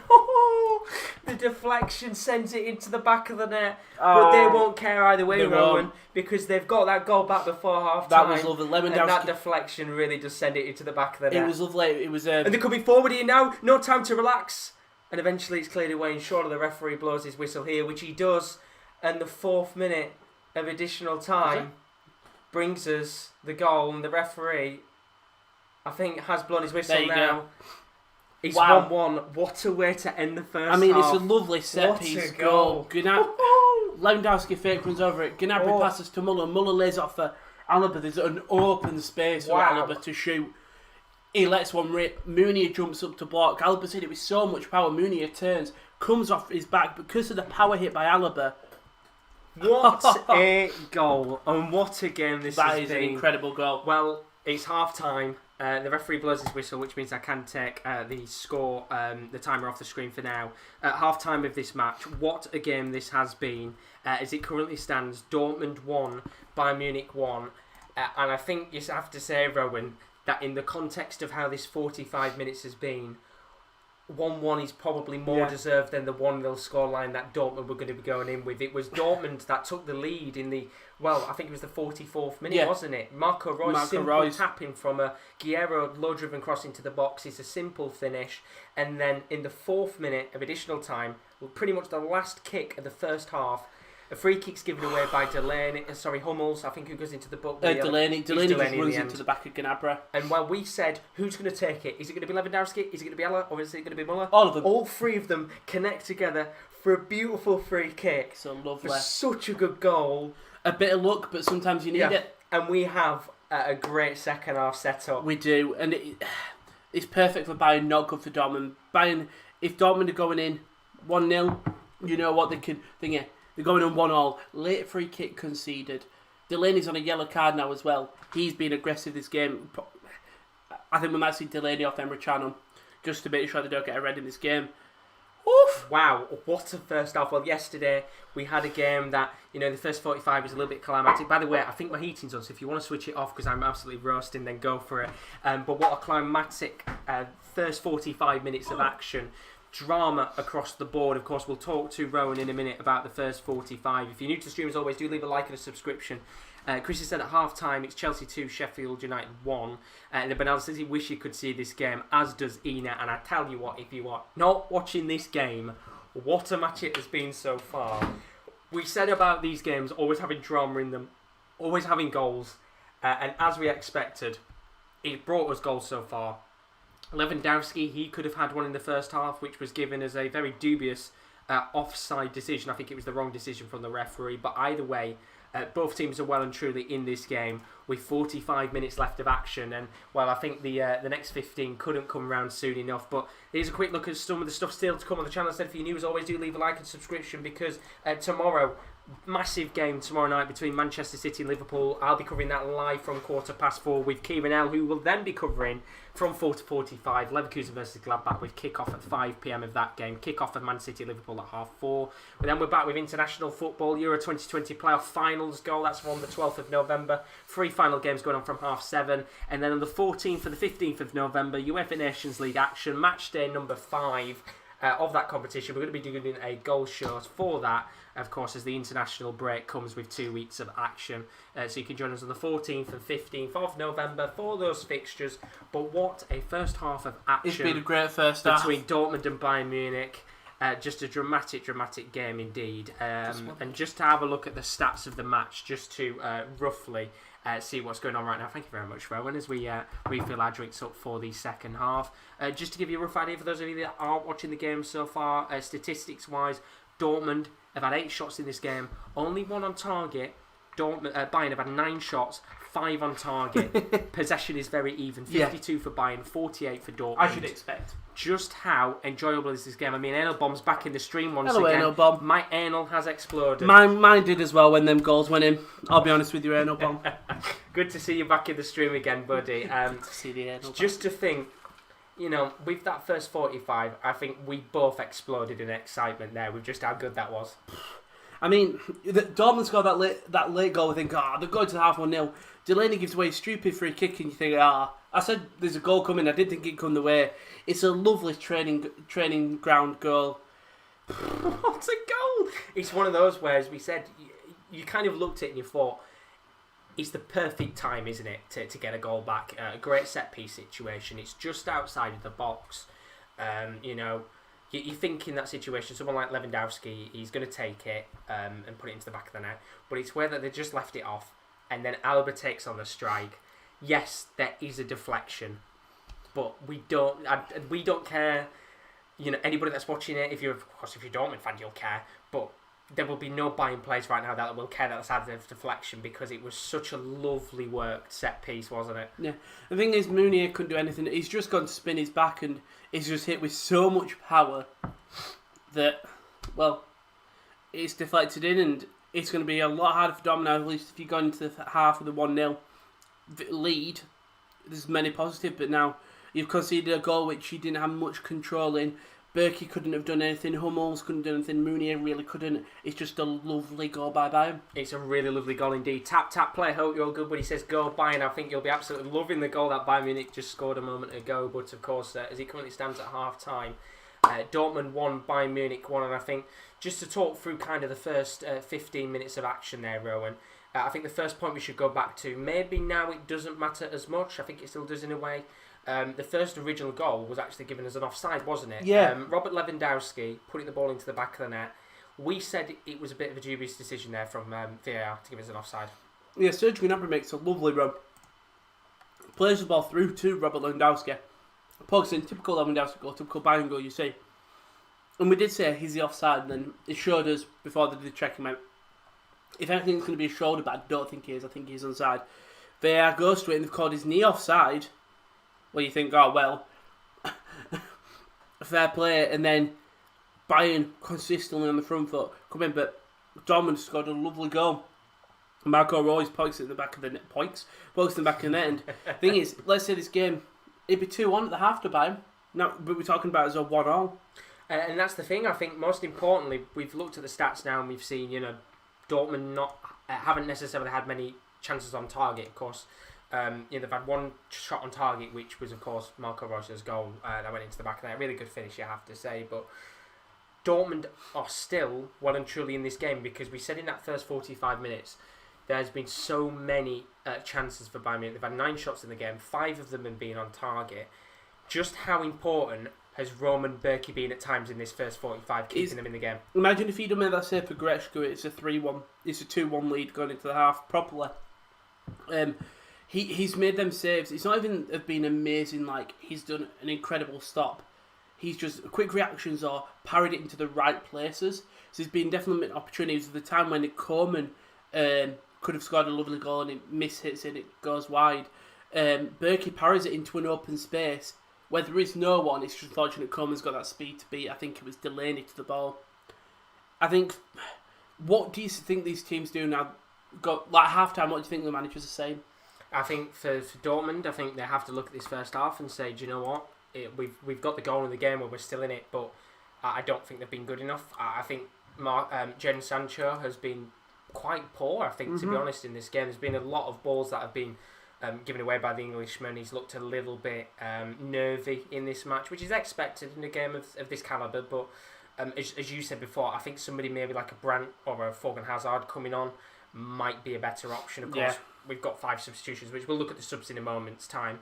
As for Bayern, just continue as you go, I think. I don't think you really change anything because for the majority of the 45, they've dominated the game. And I said a couple of decent saves from Berkey. I mean, we're just seeing on our screen right now the little half chance that Goretzka had on the volley, which was just a good, simple save for Berkey. But seeing the goal, it's Guerrero. I think for me, just continue as you go along because so far, for this first 45, if that hadn't been given as an offside, which I think it shouldn't have been, Bayern Munich would have been 2-0. Yeah. You can't see on VAR. No. You can't. No. Unfortunately, I mean, trying to look at the subs, obviously Bayern were forced into that early change with Kimmich going off injured. We hope he's alright. With Tolisso coming on. Yeah, so they've got basically should we start with Dortmund first? They've got the 5 subs, so of course Bayern have 4 left because of Kimmich. But let's have a look at Dortmund substitutions first. As you can see, let me very quickly take off the live graphic there. There we go. So on the left hand side, Dortmund's changed because they haven't made any as of yet in this match. Mateu Mori, the Spanish defender, Mahmoud Dahoud, who played in the Champions League midweek, Thorgan Hazard, Julian Brandt, Jude Bellingham, Emre Can, Lucas Piszczek, Felix Passlack and Hitz can all come on in this game. For you, of course, as a big Dortmund fan, who would you bring on in this game? Of course, maybe not in the first like instantly, but over the game. Who would you bring on to change the game up as it currently stands at being a 1-1? Julian Brandt and Thorgan Hazard. I think Royce has actually not done bad. He scored the goal and he has been trying to create some stuff. So maybe keep Royce to the 60th minute, bring on Julian Brandt. You're right, mid take off Jadon Sancho. For me, hasn't been in the game, made mistakes. His parts, he played it through to Guerrero to lead to the goal, but there's been costly passes which could of course. I think you bring on Thorgan Hazard there. I think you take off Delaney. He's caused a lot of free kicks, which he is on the pitch to do with them 2 CDMs. He is that aggressive one out of both of them. Just bring on Emre Can there, still a defensive minded centre mid, and that leaves you with 2 more.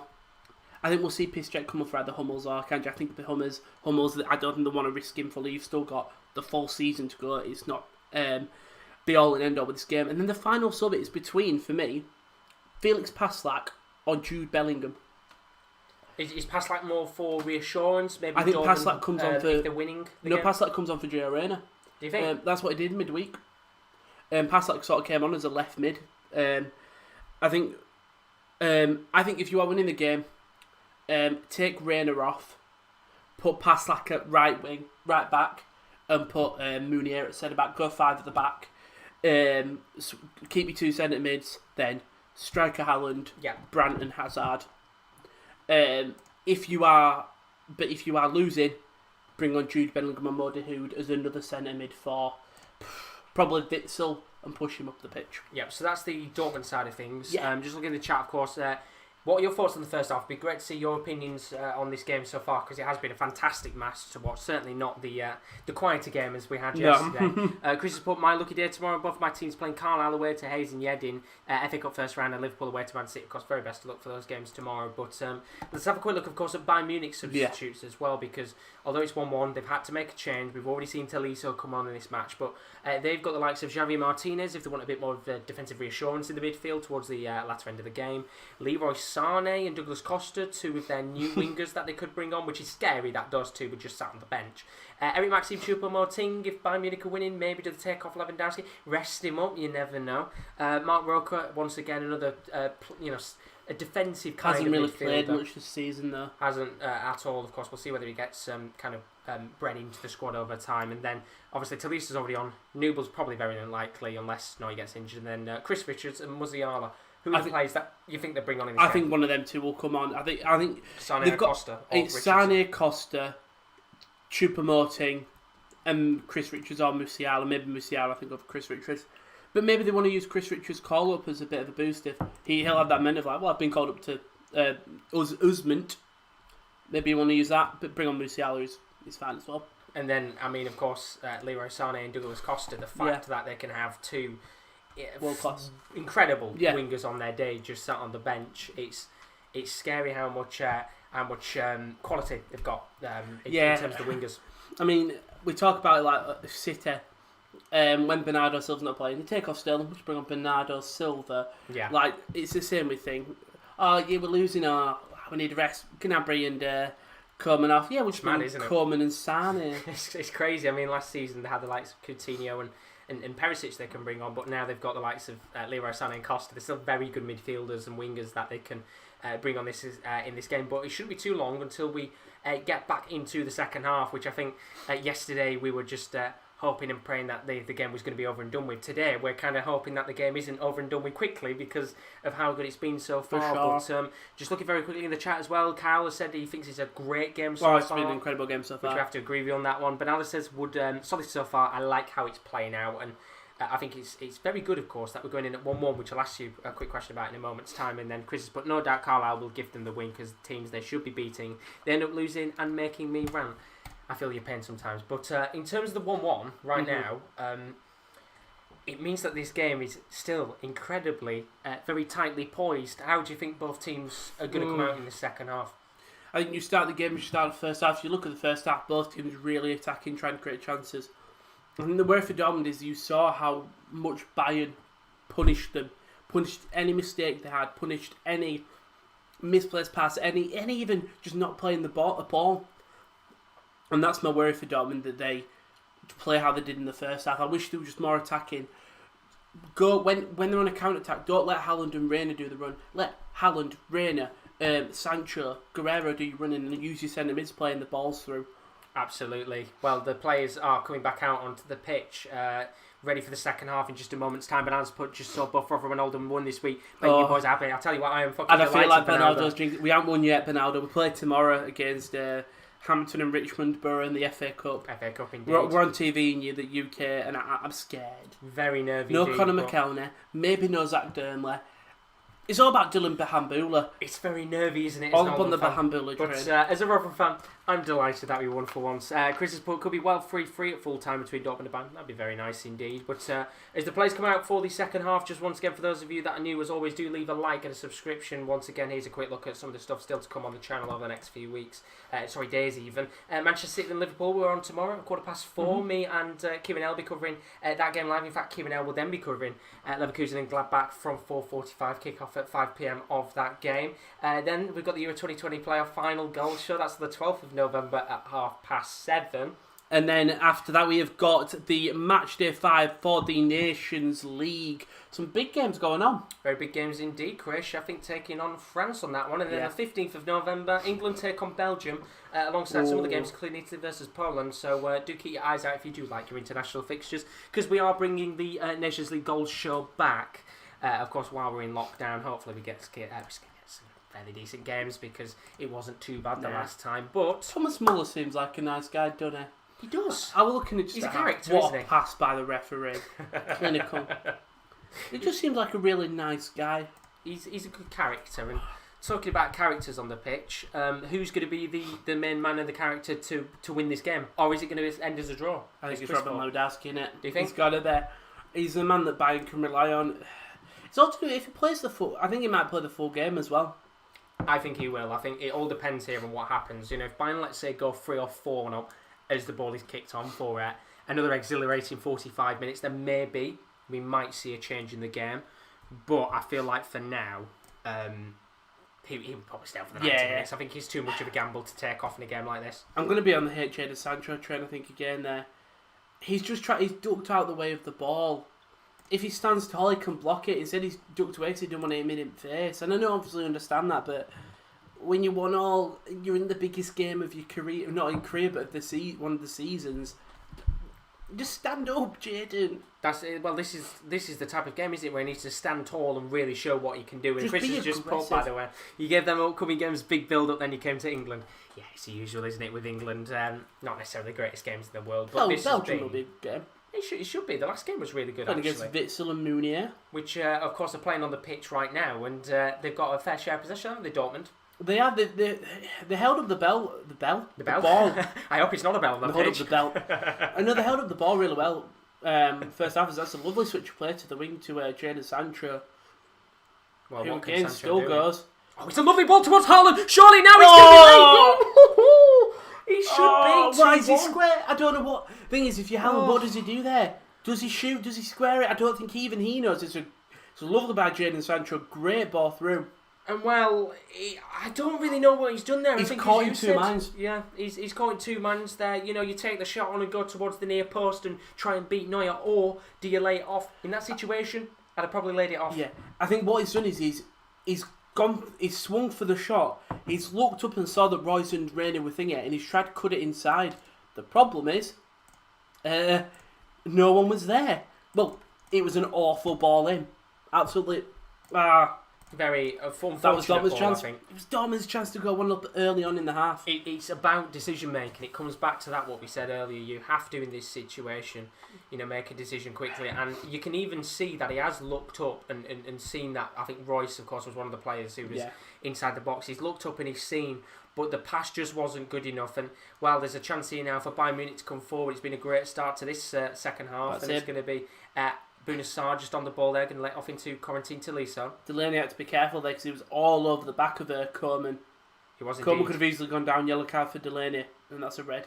And now we're on the left-hand side. It's going to be a ball lofted into the box. Oh, and he's in the back of the net! That's a lovely header. And who else? That man, Robert Lewandowski, gets the first goal in the second half, 2-1 Bayern. I mean, can Berkey do anything else? And the thing is, it comes out of nothing. It comes off a Dortmund attack, if anything.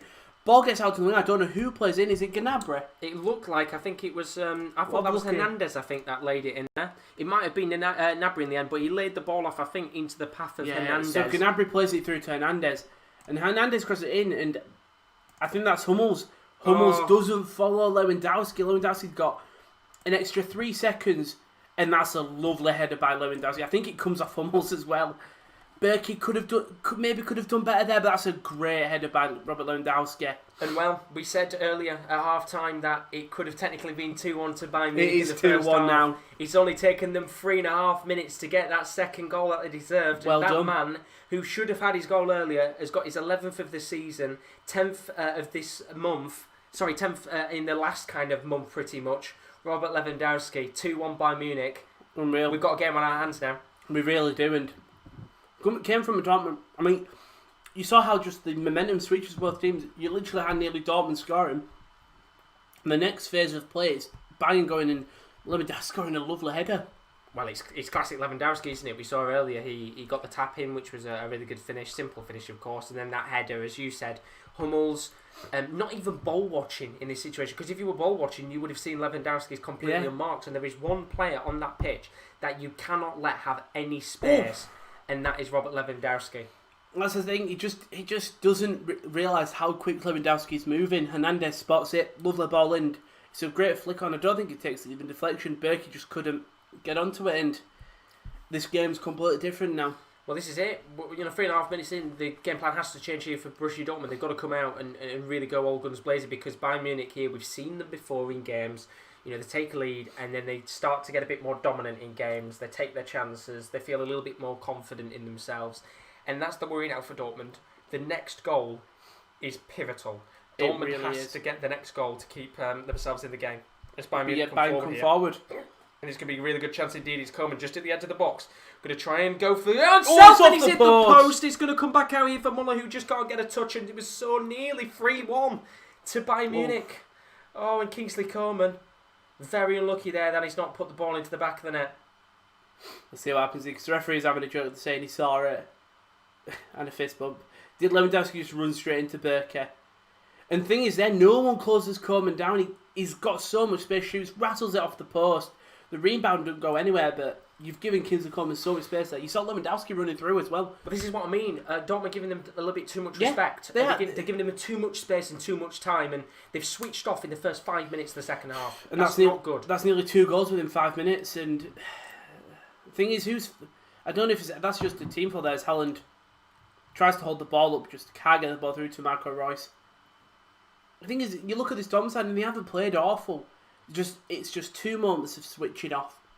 But I mean, when you look at the free kick wasn't even switching off. Well, no, that was more of a case of the deflection from Munier, which there's not much you can do in that situation. But the way that they've started this second half, they have switched off completely. Giving a little bit too much space to play. Well, any player that plays for Bayern, you probably don't want to give too much space to. But Koeman, we know what he's like. He's quick, he's direct, and he's very good on his day. Although Haaland's coming forward done here, and well, Haaland has got the ball, and this could be a great chance for Erling Haaland. He's 1-on-1, and he's hit the side netting.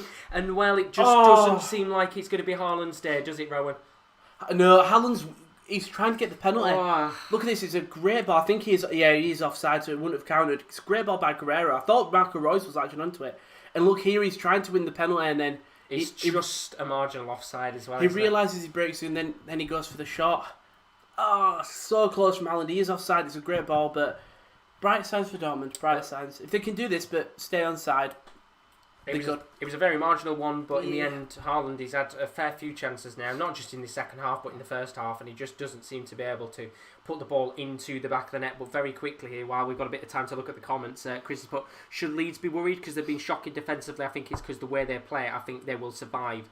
There's worse teams than them, but we're going to have to wait a second here because Bayern Munich are coming forward. Ball lofted into the box, that's and an punched awkward away ball by Berkey, and well, that was more of a cross-come shot, pretty much, in that situation. It was definitely a cross, but I don't think it's definitely gone, but Dortmund will come on the counter. Sorry, Marco Reus tries to play through Haaland. Haaland's going to outpace Boateng here. Erling Haaland takes an extra touch and shoots, and it's the same. It's just not his day in terms of his finish. It's just across the face of goal again. Obviously, again, it's certainly not going on, but it does Boateng in. He takes the extra touch, he shoots, and he's just fluffed it. And he's unlucky because that is now pretty much the third time in this game where he's had an opportunity to have a chance on goal. But coming back to that Bayern opportunity a moment ago, it was Kingsley Coman with a cross-come shot. That very nearly ended up in the back of the net. Yeah, he's definitely had to tip it over, didn't he? Definitely wasn't a shot. Just crossed it in, and I think Berkey's off his line. He didn't realise it. Powers away Mooney, but straight from that counter by Dortmund, it's going to be corner whipped in. Don't be the first man.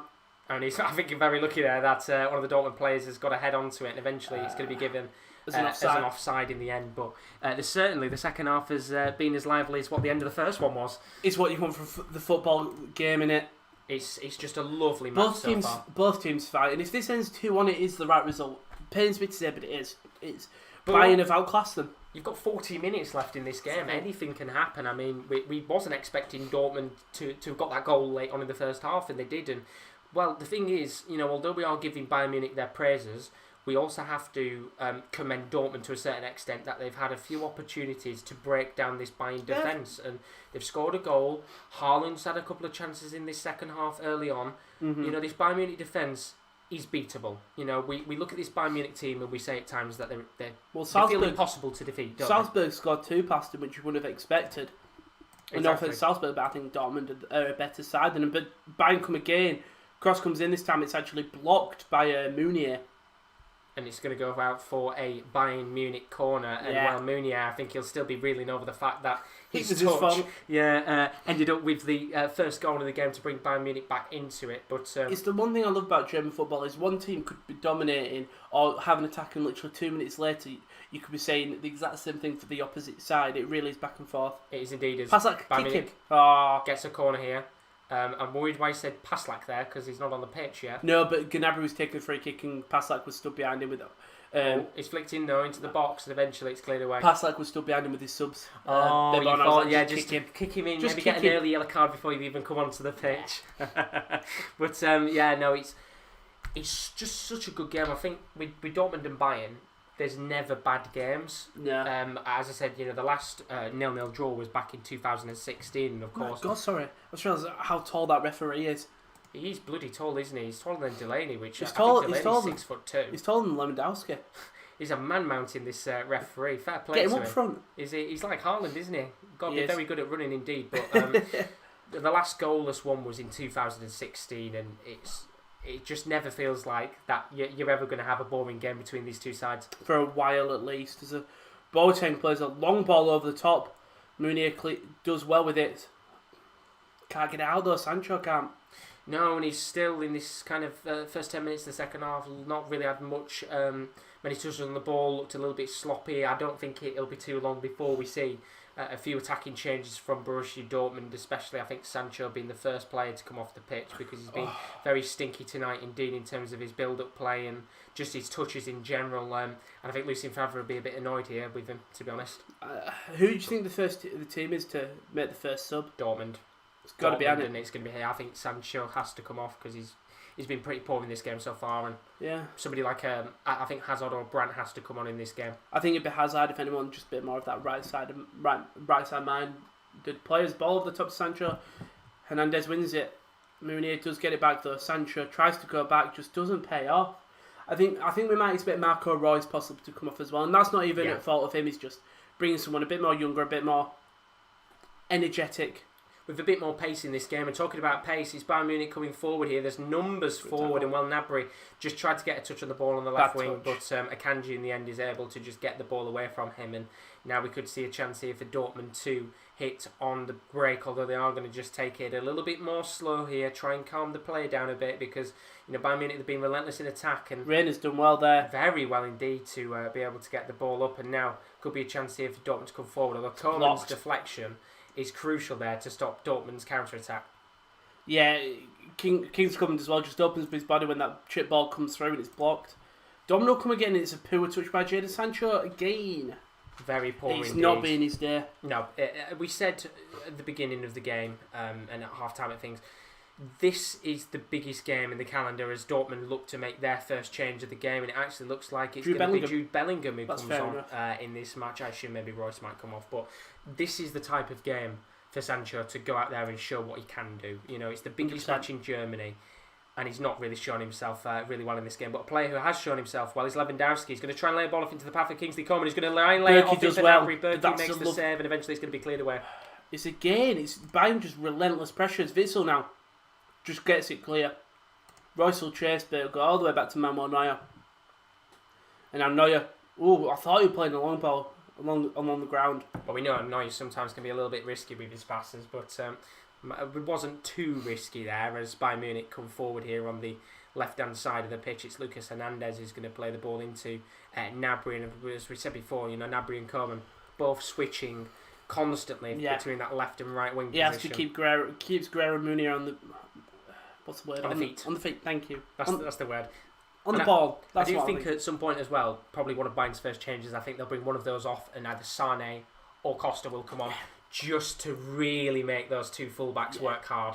Well, that's the thing. You played 60 minutes of action against two electric wingers, and then somebody like Leroy Sane is going to have to come on, although the referees stopped play here for a second. I think Dom were trying to take a quick throw in, but I think he's been given a free kick to... Well, Chris has asked a question in the chat. If you could pick an outsider to win the Premier League, who would you pick? Southampton. How much out? Thing is, what do you mean by outsider? Leicester an outsider? I think probably anyone apart from the usual top six sides, so the Chelseas, the Man Cities, and that. I've got Southampton because it's top of the league currently. I would have said Leicester, whether you can class them as an outsider or not. That's the thing. I would have gone Leicester, but are they really an outsider? Well, they are, but. I think, in the context of the teams in the Premier League, they probably are an outsider, but I guess it depends what you mean in this situation. But we're going to get our first change now of the game just before the half an hour mark, and Jude Bellingham is going to come onto the pitch here for Delaney. And, we said about one English youngster trying to make his mark today.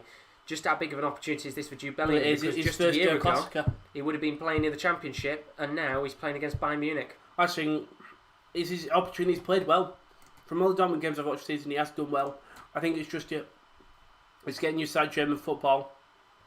His first touch, not the best, but Dortmund trying to create something here.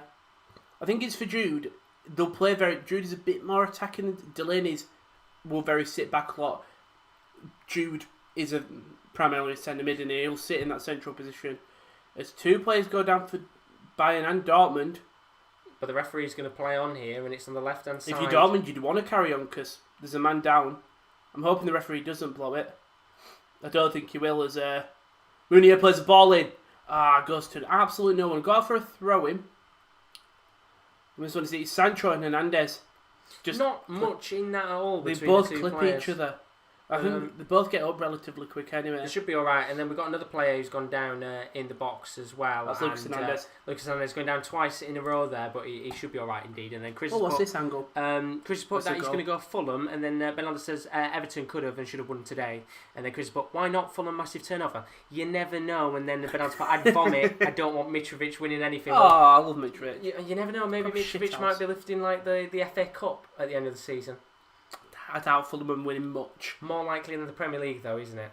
Yeah. You never know. We've seen a few relegation fodder teams in the past War football, do well in the Premier League, in the FA Cup more than anything, but really poor ball there from Dortmund, wasn't it, Rowan? Yeah, I'm just trying to see if any other Dortmund players are warming up. Yeah, Mooney just tries to create something, just kicks out of play, basically. Well, we've got 15 minutes. Not what you want to see. Into this second half, as it currently stands, Dortmund 1, Bayern Munich 2. It was 1-1 at half time. Bayern Munich getting a nice early goal in the.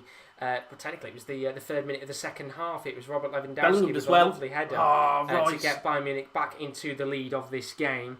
But Dortmund have had a few chances but Bayern here. can counter. But Bayern are coming forward. It's Gnabry on the left-hand side of the pitch. What can the German winger do? He's going to cut into the middle of the pitch. Still going here, Gnabry. Tries to lay a ball into the box. I think originally towards Coman, who was on the right wing, but he moved a little bit more central there, the Frenchman, and it goes out of play for a goal kick. Yeah, big chance for Bayern there. Another little counter-attack. You see a lot of the Dortmund players warming up now. I think we'll see a couple more subs for both sides. I think they'll probably use today all 5 substitutes from both sides, I think, because both teams, it's the equivalent of the Celtic of the Rangers, isn't it? Yeah. Both teams do not want to come out of this game without a loss because they know at the end... It's the best bragging rights. Yeah, exactly. When's the replay fixture?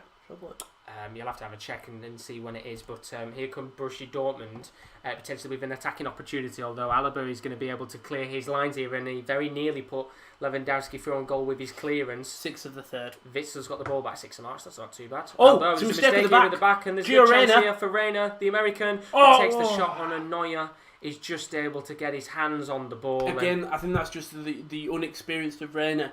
He doesn't know what to do there. And I think it's the inexperience of Bouna Sarr as well. He's ball watching. There's a lot of space. The cross eventually lands on the head of Bouna Sarr, and as you said, 2 young players with a little bit of an experience. What he does is he sees Royce calling for it, but he knows he can't make the pass, so he goes for a shot, but he just doesn't get enough on it. Mooney does well though to stop that counter coming from Bayern. Well, Chris has said as well with the Fulham thing, no European distraction for them too. So there you go. If Fulham win the FA Cup, then I expect. You to buy a Fulham shirt, Chris. Yeah, you've got to buy with a sports the top corner on the back. Well, Benaldo has to wear a Mitrovic shirt if Fulham win the FA Cup, but you never know these days. But that chance there for Gio Reyna. You know what? It'll give him a little bit of confidence that he's had a shot against Manuel Neuer. How long do you think he'll be left on the pitch for? Because to be fair, 7 minutes. There hasn't been a great deal of the 2 wingers, has there, in this second half? Not even really in the first half. Reyna obviously a little bit more than Sancho, but yeah, nothing much from both of them. It's just such a big game, and you want your youngsters and your best players to step up, and it turns out it's the veteran who stepped up for Dortmund, Marco Reus. I think Dortmund need a goal before the 75th minute. I think they need to bring Brandon Hazard on. Yeah. I genuinely do. I don't know why 2 of those players are out on the bench. I know, of course, Gio Reyna is a big youngster. I know the coming guy in Sancho you can't drop, but you play one of Brandt or Hazard. They dropped him against Club Brugge. I think I know that Lucien Favre starts Gio Reyna just because he says he's one of our best, really good talent we want to play. So I'm going to play him as much as I can, just because he wants him playing time, and he's probably thinking about the future. But for me, Sancho, if he's not playing well, drop him. He's still going to get that big move to a Premier League club regardless. Yeah, exactly. They're going to make the money in the end from him because even if you drop him now, you can still ask for the big bucks for him and you'll still get the cash. You can still bring Sancho on as a sub. I mean, Bernard's put over my dead body in terms of wearing a picture of his shirt. I don't mind full of my contempt is only for him. Lol. Well, you never know. Maybe you might one day see Mitrovic at Spurs. Imagine. Well, they needed a backup striker. In January, Carlos Vinicius, is he on loan? When's his on loan next year? End of season, yeah, I think. So imagine end of season. Fulham get relegated. The tweet comes out from Tottenham, Carlos Vinicius returned back on loan to his parent club. And then another tweet after. Comes out. But we've signed Alexander Mitrovic. You never know. But don't you worry, we do have a striker. It's Mitrovic. Maybe we might see that at some point, but Dortmund got the ball back here, and I'll let you take this one. Yeah, Bellingham makes a lovely recovery tackle now. It's Gio Reyna on the wing. He's going to go, he squares it across. Ooh. He wins the corner. Don't have that pace. No, and I think compared to the other wingers, that was a little bit of an awkward one for him to be able to whip that ball, and it was kind of just a desperation ball. Wins the corner though. And it all starts with Jude Bellingham. Bellingham makes a lovely tackle in the middle of the pitch to play through Gio Reyna. And there we go.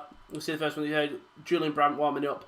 We'll get this close on anyway. Right decision indeed, but there's a corner here for Keep your eyes on Matt Hummels. Question is, can they put it into the back of the net? It's lofted into the box. Hummels does get a touch on it. It's coming out to the edge of the box here, and eventually it's going to be with the path of Akanji. Now it's into Guerreiro. What can the Portuguese fullback do? Lovely bit of trickery from him, but it doesn't lead to anything. He goes all the way back into Akanji, and they're going to come forward here once again. Dortmund on this right-hand side now. Thomas Meunier. Some lovely work here. Jadon Sancho just trying to find some space. But look how many are back for Bayern. There's numbers forward. That's a great steam track by David Alaba. And I've only just noticed that in this stadium they're advertising Neto. They are. No, our Neto was our Neto double T?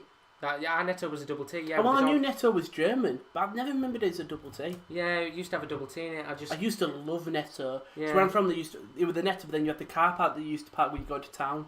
Now there's a view there, Nando's. See, we used to have that nice big car park where Neto was. You could never beat Neto in England. Of course, if you're from England, you'll know about Neto in the day. Anytime there's a Neto, you knew you had a car park. So if you were going travelling anyway, you'd always Google, not car park, just Google Neto as the ball comes through. Marco Reus! Straight to the hands of Neuer. Unfortunate. Could have laid off Haaland there, goes for his own, the captain. Big opportunity there for Dortmund. You have to say that's probably the best chance they've had of the second half, isn't it? Jadon Sancho, does well there. Plays the ball through to Marco Reus, who probably because he lays it off for Haaland there, put it on Haaland's right foot instead. Reus goes for it on his own, straight into the hands of Neuer. But brightest signs from Dortmund. I'm just seeing Bernardo's put right now. Not after he tried to DTT Davinson Sanchez. Mitrovic is a tricky player to deal with. Defenders, what Chris said. I used to like Mitro, but he plays very dirty. That's the name of the game. You're very true there indeed, Chris. You can't beat Pedro Neto. Oh, we love it. We love Mitrovic. Unless you're Bernardo, of course. But Bayern Munich coming forward here. We're just above 20 minutes left on the clock. It's gone a little bit quiet for Bayern, hasn't it? Dortmund getting back into this game slightly. They're feeling themselves a bit more. Much like there's just going to be some happening. And yeah, it's the two subs we talked about. Thorgan Hazard and Julian Brandt coming on. So Goretzka and Sané are on for Bayern, and it's 7. So is that Reus? It's Javier Martinez coming on as well in this game. Yeah, so Boateng is coming off for Javier Martinez, who'll slot in at the centre back position. And Coleman came off for Sané. For Dortmund, it's Gio Reyna and Jadon Sancho. Yeah, right decision. Both wings, so I think Brandt will go on the right. No, Hazard on the right. Sancho has been. I'm not even putting this politely. I think Sancho's been quite shit in this game, to be honest. I think he's not done much at all in this 70 minutes. He was warming up there though, Josh. Your man, indeed. Your man. Could be a good chance indeed. It was Eric. Dortmund to come forward here, and it's a good save by Neuer on the volley as Eric Maxim Choupo-Moting warms up. And this is your man because he's everyone's man. He's a man of the people. By the way, Thorgan Hazard there who shoots straight and the punch by Neuer, but lovely by Thorgan Hazard is what you want. That's not a foul, ref. You're seeing Gio Reyna and Delaney talking about the game. Reyna not really in it today. No, we had a few little chances here and there to pass the balls into the likes of Haaland and Reus, but just a shame. I mean, there was a really good chance there from Thorgan Hazard on the volley, and I think we might see a few more chances now. Brandt and Hazard have come on because I just think in this game, Sancho was poor. Reyna probably was better of the two, although I'm not saying he didn't have an amazing by massive margin. I think we'll see a bit more creativity now from that Dortmund two wingers. Put a touch by Akanji. Yeah, hopefully. Just a bit of fresh legs, but again, we talk about them bringing on fresh legs. So did with Leroy Sané. And this is what we said earlier. You know, when these two fullbacks had thought that they, could have a bit of a break. Now, I would assume Leroy Sané and Gnabry will keep interchanging between each other as they try and really break down this defence. And currently on the ball is that man Leroy Sané. First touches of the game, going to lay the ball back into Bundesliga, about 45 yards out from goal here, and eventually be played all the way back into the defence. With Javi Martinez in defence now as well. Yeah, he's naturally transitioned there, hasn't he, for Bayern. In fairness, he played very close to a centre back before. Yeah, he used to play as a centre back back in his days at Bilbao. So once again, he's another one of those players that has transitioned numerous different places on the pitch. Of course, centre back at Bilbao, came in at Bayern Munich as a DM, and now I think he's kind of positioning back into a centre back as he gets a little bit older here. But just under 20 minutes left on the clock now. Bayern Munich 2, Dortmund 1, and Bayern Munich here not under the cosh necessarily, but not having many chances either. It's not really been their second half. No. You'd say. Apart from the goal. That early goal did them a big favour indeed. Although they're coming forward now, and Lewandowski tried to chip Berkey from outside of the box on the right-hand side, and that would have been an absolute cracker of a goal. He spots Berkey. I don't think he means it, by the way. I definitely don't. Well, let's watch. I think he does. No. Or maybe. I think he does. He spots Berkey off his line. How's Chelsea getting on? I think nothing's happened in that game. I think it's still the same right now. But fancy football time. Jorginho's on for Chelsea. Hopefully he scores. I forget Bernardo's American sometimes. So when we talk about Netto, I love the Cornetto ice cream. You can't beat him. Good Cornetto trilogy as well, which is put about. I would love the Cornetto trilogy. Seen in Hot Fuzz, one of the best. What's films the best ever. one? What's the best film in the Cornetto trilogy? Shaun of the Dead, Hot Fuzz, or The World's End? I think you take out The World's End. You take out The World's End. I don't think it's as good as the rest. It's still alright, but I would probably say I think it's got to be Hot Fuzz. It's harder because Shaun of the Dead is... He's great. I've got to go Hot Fuzz as well because it was the first one I watched. There's a Bayern have a corner. Sergio Gnabry stands over it. Can they make the most of this corner? We'll talk about the Cornetto trilogy in a second. Of course, there was a hat-trick of films there. Can there be a hat-trick of goals here? Ball lofted into the box. Cleared by Kanji. Eventually cleared away, although not convincingly. And now we could see a counter-attacking from Witsel, who has just lovely lobbed it ball all the way up the pitch. And now he's going to have to come out, and he's just got a slight header on the ball to sweep the keeper. A little bit lucky there, Neuer. Again, I hate Neuer. Because with the cameras as well, you'll see a lovely long ball, and then Neuer will just appear. He just comes out of nowhere, doesn't he? And, well, that was a big opportunity there. And I didn't think the long ball from Witsel was convincing at first, but Fogan Hazard very nearly had a chance to have a go at an open goal with Neuer out of his box there, but unfortunately doesn't lead to anything. And Bayern have got a chance here. Could be a great chance indeed. It's going to be in the path of Robert Lewandowski, who's then going to lay it off into the path of Thomas Muller. Now it's in for Gnabry on the left wing. What can the German winger do? Still got the ball. Tries to go for goal, and it's just wide of the top right-hand side of the post. I'm so glad he's found himself at Bayern. And it comes from, they tried to take an early throw, and I think that's a foul, but Dortmund take an early throw, and to Witsel is open. Tolisso comes across, and none of them win the ball. They clear into each other. I think one thing I was worried is Hummels comes out of position, he leaves Leroy Sané open, but Jude Bellingham comes across and covers. Good awareness from the youngster, but again, Serge Gnabry just keeps on going, doesn't get stopped really. Very good awareness indeed there, and Gnabry almost pretty much winning the game for Bayern Munich as we get towards that last 17 minutes of action. Of course, still currently 2-1 to Bayern Munich, and although Dortmund have made those changes, they still need a few more opportunities in this match, don't they, Ro? You think maybe one more sub, maybe take Royce off, or Emre Can, maybe to push Bellingham? I don't know. I'm trying to think of their attacking subs. I think they've pretty much made the majority of subs that they could That's have the made. thing we talk about, they don't have a striker. Maybe you would have thought maybe Rainier was on the bench, Royce comes off and from the long ball over the top. Well, Hernandez wins it and he heads out to play for Mourinho. Is Nicolas Schuler injured? I think he is currently right now, so they haven't got him either. But Bellingham. Dortmund coming forward here. It's Jude Bellingham. They're going to lay a ball off into the path of, I think it's Guerrero there. He's indeed into Brandt. Back to Guerrero once again, about 30 yards out from goal. And, well, they're just passing it round here, the back of the Witsel, with a ball which nearly made it through. He's going to find Brandt though, who's open on the wing. He'll take a touch, should whip this in. He does indeed. Goes into the box towards the path of Haaland. And now Bayern Munich, they've got to counter-attack from this, I think. It's Leroy Sané. Gets past one. Gets past two. Not convincing. And then he's going to flick it up to Gnabry on the left-hand side. Good counter-attacking football here from Bayern. Gnabry, about 35 yards out from goal on the left wing. Still going here, Gnabry. Going to lay it off into the path of Lucas Hernandez, who flicks it towards Lewandowski. And a good clearance away by Akanji there. Hazard does well. I mean, that's lovely by Leroy Sané. Beats two men. As now it's that's Haaland. Sorry, I'm confused. Haaland on the ball. We'll play through to Witsel. He's going to operate on that left hand side. He's got no cover. You hopefully see Guerrero maybe push it. He'll sit centrally. He's going to have to lay it back here. Yeah, they have to slow it down. They had attackers, but they're all on that right side. No one tried to cut across to the left. Very poor indeed there from Dortmund. Just need to make sure they get a bit more spaced out. As I said, there's been a lot of times in this kind of last 5 or 10 minutes where they've had to pass back because there's nobody to lay the ball off on the left-hand side, of course. Brandt, not necessarily known as a recognised left winger, more of an attacking midfielder to a certain extent, but a little bit sloppy from Dortmund right now as they're just at the halfway line. It's Julian Brandt does well there to get the ball through to Guerrero. And this is where there's some space now on that left position on the box, going to lay it off into Witsel. Witsel, who tries to get a low-driven pass into Haaland at that right-hand side of the post. Neuer collects it, and now Bayern Munich can hit on the break here from his fast throw-in. Here we go. What can they do here? On that left-hand side, currently, I think, is Robert Lewandowski. It's Muller. Oh, yeah. Oh, no, it was Lewandowski. It was Lewandowski to Muller. Not usual to see him on the left wing, and well, he's jostling for the ball right now, Lewandowski, against two players. Bellingham. Hazard actually does well on the floor. Bellingham gets the ball back and tries to flick it. I think Haaland was offside. Haaland there, and as you said, he is offside indeed.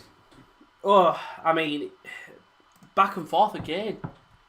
Very back and forth, but which I hated to see. Well, this is the thing. I think, if anything, Dortmund need to get the goal in the next few minutes because then it'll make the last 15 exciting. For Bayern, I don't think Bayern are ever the type of team to just sit back and defend and kind of hold on for the 2-1 win. I think they will try and push and get a third and kill the game off. But sorry, I'm just looking at the subs. As I said, the next change, the next goal, if there is another goal, it's crucial that Dortmund get it. And they've had chances, but they just don't seem clinical enough.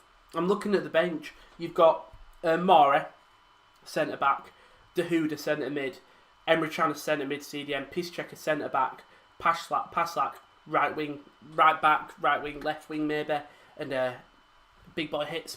They've got nobody they can bring on in terms of like an extra striker to come on and change the game up. It is more of a case now, if you're going to bring someone on, it'd probably be Paslak. It's 4-1 now to Chelsea finding the feet. Thiago Silva with one and Werner with one, and then Ben Alaport.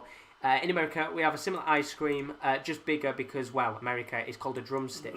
Of course, it's like the sweet. Of course, it's called a drumstick. And then Chris Port looks like I'm getting my prediction right. Chelsea deserve this win. Sheffield United being so poor, and then of course Werner got his fourth goal of the games. Fourth goal of the game, fourth goal of the match for Chelsea. I don't think it's going good for Sheffield United. Dortmund got the ball on left wing. It's going to be Julian Brandt. Just no one. It does well. Takes it on the inside, but it's a great tackle by Tolisso. And again, Dortmund forced all the way back to the centre halves. It's becoming quite poor, to be honest, from Dortmund. It's more of a case now. It's not admitting defeat, but just not using the space. Although they had tried to use the space there, long ball from Akanji towards Guerrero on the left hand side. Yeah, a little bit too heavy and out for a goal. Not goal kicking out going. Is that Hummels coming off? But yeah, it's been a little bit disappointing here from Dortmund in terms of attacking chances. But I think, as you said, we might see Hummels come off now. It looked like he was walking up. No, just getting back in position. I'm trying to see if there's anyone just thinking, because again, you've got two more subs, 78th minute, 10 minutes left. You at least want to bring on a sub. Thing is, Witsel gets the ball and a bit of open possession here. He does slip, but he still keeps the ball. And Hazard just forced it all the way back, which I think is a bit of a poor decision there. He had a lot of men in front of him. I feel like it's a bit it's easy for Dortmund to just go, oh yeah, we'll take it back. But time is running out. Bayern will be happy with this right now if they keep pushing back. It's where Bellingham has to once again push back to the defenders. It's where the goal came from. It was Hummels who started off as Marco Reus to Haaland, and Haaland horrible touch and loses it. Now Bayern Munich. Now there's numbers forward here. It's 4-on-2. Lewandowski lays the ball off to Leroy Sané. It could be the winning goal of the game. Leroy Sané takes the shot on and he scores what could be the winner for Bayern Munich. What a super sub. Manchester City, are you missing him? Because I bet you are now. 3-1 Bayern, game over. Surely. It comes from a poor touch from Haaland. It's a lovely free-flowing count. It's 4-against-2. Hummels comes across, leaves Sané in open space. Akanji stands there, but it's Leroy Sané's. I think Akanji is scared if he comes to him, people open. Sané's got open space and slots it past Birkin. It's a good goal and it's deserved. As you're just seeing it here, it's Lewandowski who starts it through. Sané is onside, played on by Akanji. Hummels rushes out and then Akanji, it's a great finish actually. It's just a lovely finish, and I think at first it looks like that he's going to get closed down in the end and he's not going to have the chance. I didn't realise he shot it through his legs. Just gets a touch on Sané, but as you said, pretty much nutmegs him with the shot. It's a great goes into goal. The back of the net, and as I said earlier, they were looking to get that third goal to kill the game off. Hansi Flick celebrating, Berkey disappointed, Dortmund won Bayern 3. It's their new man Leroy Sané with what is surely a massive goal in the Classica. It is. I think it's put the game to bed. I don't see Dortmund getting 3 goals. I don't see Dortmund getting 1, to be honest, with how they played in this second half. I think they do need a sub-striker. I found it so strange when they signed Haaland and they let Paco Alcacer go. Poor ball game. Haaland's not chasing. I know Paco Alcacer was short of confidence, but I think to have him as a backup striker, would certainly you do you looked at good. his stats, I think in 6 games when he came on as a sub, he scored 4 goals. He's firing at Villarreal. This would be currently. perfect. This would be a perfect, is it? Yes, I think he scored 2 in the Europa League. Then scored another 2 in one of the league games. He's banging in goals, and I think, as you said, as a backup, it'd be perfect to bring on in this game. Maybe you never wanted to be a backup, and Dortmund were willing to, an offer came in, but you never brought in. You brought in Rainier, but it's not really. He's nowhere near good enough. I mean, Bernard's put in the chat, why did City let go of Sane again? Crazy to let that man go, and then Chris is I'm glad Sane gone as a Liverpool fan. Always because our defenders, obviously, caused our defenders havoc when he was at City. But I mean, it's the new signing that puts his name down in the classical folklore with what he's got to be the winning goal of this game. And now there could be a chance here for Bayern Munich to make it Thomas Muller. Back 45 yards out, going to let it off for Tolisso. Sprays it onto the right-hand side towards Bounassar, another one of the new players, of course, at Bayern. Lovely 1-2 football. Here's Sane, back to Bounassar on the right wing. Now it's into Tolisso, and his touch is a little bit heavy. This is where Dortmund have got to counter-attack, not slow. You see there, look at Meunier making that bounding run. Takes too long to decide where to go. Look at this. Look at the midfield wall now of Bayern Munich. There's 9 players currently in their own half for Bayern Munich, and they're quite happy to. They do well, don't they? Bayern of just regrouping. Ball over the top, though. Oh, this could be a great chance. Haaland takes a touch. He's 1-on-1 with the keeper. Takes it round Manuel Neuer. It's a goal! Goal! And it's going to be in the back of the net. But is he onside? Is it going to count? I don't think it is, because he's running back. It's a goal. But it's going to count. 3-2. Game on. Game on. I mean, I said you just said we don't see Dortmund scoring. It comes out of nowhere. We said how slow Dortmund were and how Bayern. But that's what they've exposed. It's a lovely ball over the top by, I think that's Raphael Guerreiro. Haaland again, it's like the Lewandowski one. Is it off? Is it on? It looks like he takes a good first touch, but his second touch horrible. He does really well. It's a great ball over the top by Raphael Guerreiro. And well, Alaba, he's been great this game. He just switches off for that 1 second. Haaland, the man who we said for 80 minutes didn't look like he was going to get anything. Finally, we've probably what was his 15th shot of the game. Is able to get a goal, and he goes round Neuer. It's in the back of the net. We have a grandstand finish. Bayern Munich 3, Dortmund 2. 7 minutes left on the clock. Can Dortmund Nicolai equaliser? Hopefully. That's the Rowan wants it, of course. It'll be interesting if Dortmund but it's going to be given. As a goal. Yeah. They were checking it there for a second. Of course, they showed it. I think when you were having a drink, they showed it, and he was clearly onside. But this is it now. Massive opportunity. Dortmund got to ride that momentum now. And Bernardo's celebrating in the chat. Hey, I said 3-2. Carl saying, yeah, Bayern are winning the Bundesliga if Dortmund can't stop them. And then who can maybe like this was before the goal went in, of course. But they're coming forward once again now, Dortmund, and it could be a good chance here for Haaland, who is flagged as offside this time. And well, frustration is going to begin to build with 6 minutes left of this match. 3-2. It'd be interesting to see if they take Meunier off, just because he has run a lot this game. Same with Raphael Guerreiro, but I think Guerreiro's going to stay on. Bring on someone like Paslak with a few minutes left. You'd expect to be Paslak or maybe Maury. Maybe not, innit? I would have said, yeah, maybe bring someone on at this stage. You know, there's 6 minutes left of the match. Somebody who can make a difference in this game. That, of course, as you said, Meunier and that are going to get a little bit tired here. One man who hasn't come on, Douglas Costa. No, still a few minutes left though. Maybe a late change in this game, but of course, Dortmund now you would expect to take a bit of a foothold in this game. Ball up towards Haaland, and here we go. This could be a chance here. Haaland, he's on with the keeper. Haaland's 1-on-1, and it's a great tackle from Alaba. Well, he switched off a moment ago, but this time he keeps Haaland out. It's same. I think he might be offside, but it doesn't matter. I think he's just on. Witzel plays a love ball over top. Haaland's got him for pace. Alaba lets him get past. I don't know why they're showing the Sane goal. Alaba lets him go past, but he cuts back on the inside and makes a lovely sliding challenge. Well, he was so lucky there. It was Alaba who switched off for that goal a moment ago, but he just saved his skin with that opportunity there. Although it does look like in the end it has been given. Would have been given as an offside with where Neuer's currently standing to take the free kick. I mean, Bernardo's put look at the Dortmund table. Can equalise. That will be amazing. They can't. But never mind. Maybe Dortmund can stop them. Forget my previous comment. You look at the table. Bayern are obviously first 18. Leipzig have gone up to second on 16. Dortmund is sitting on 15 as it stands. Union Berlin in fourth. Obviously got back in because they played, but Union Berlin really doing very well this season without Sebastian Andersen. Max Kruse coming in.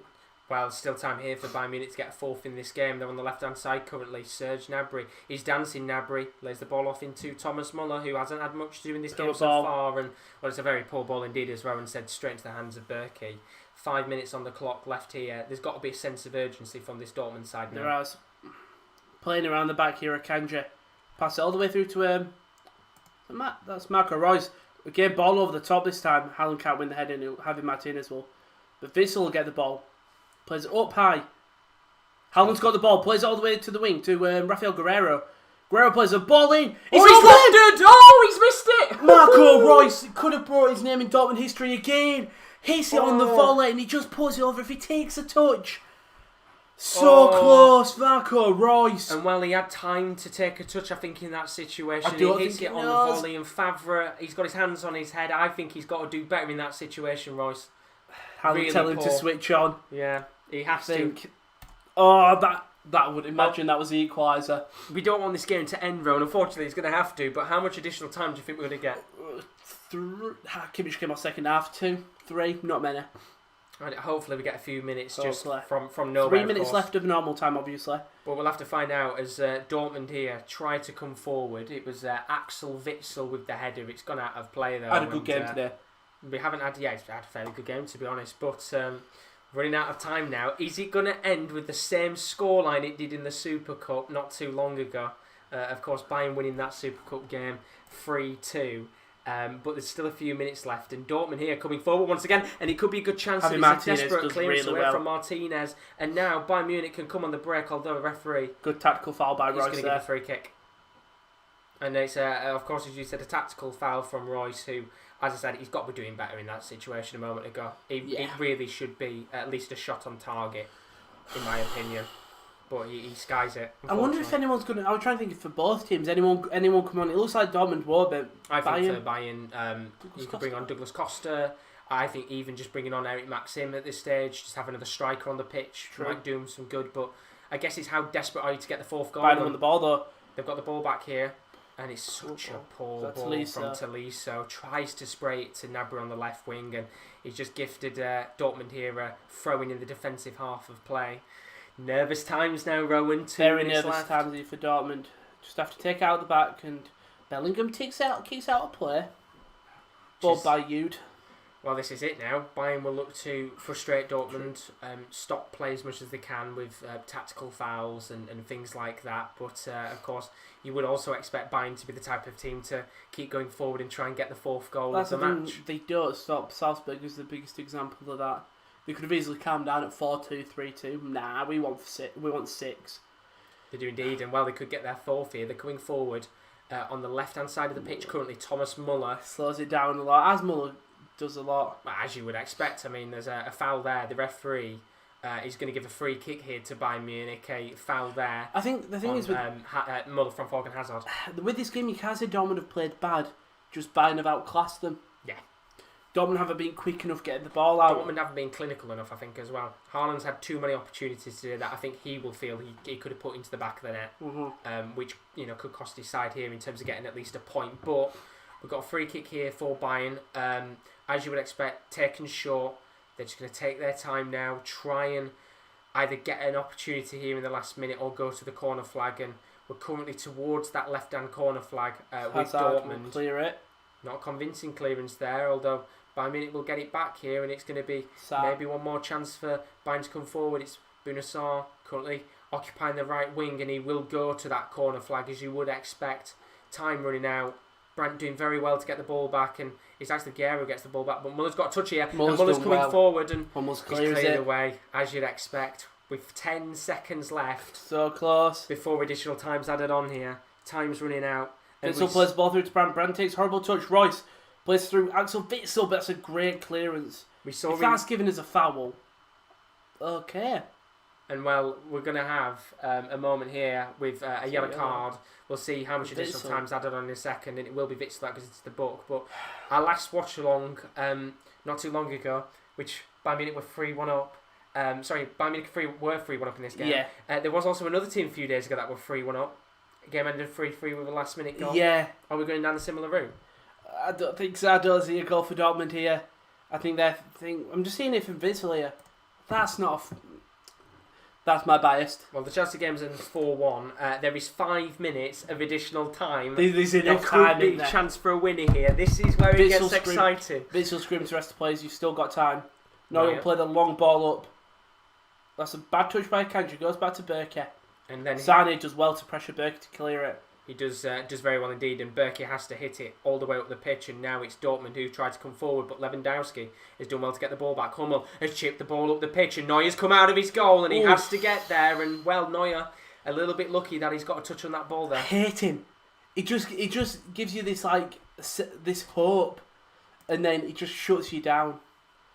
And here come Dortmund once again. 4 minutes left in terms of the additional time. 5 minutes left in terms of the additional time. Kanji. Fastest player on the pitch today, Haaland. It's a great ball by Kanji. Sorry to Brandt.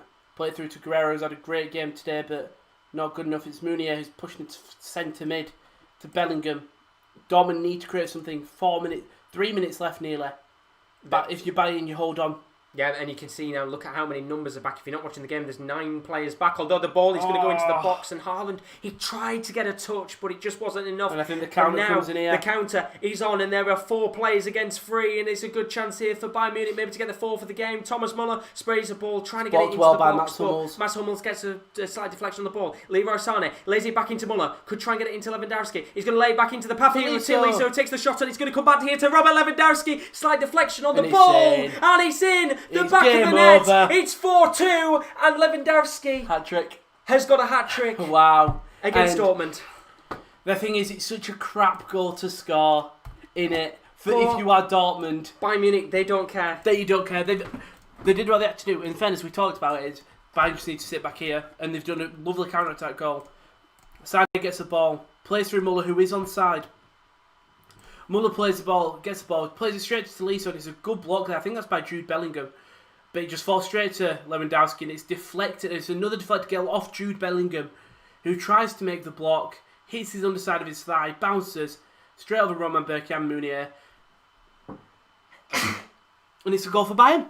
And well, he's the hero time and time again for Bayern Munich. This man is unstoppable. When you want a guy to step up, he's the man. He's the goal machine, Robert Lewandowski, with a hat-trick, 4-2 Bayern. He's like 2 minutes left.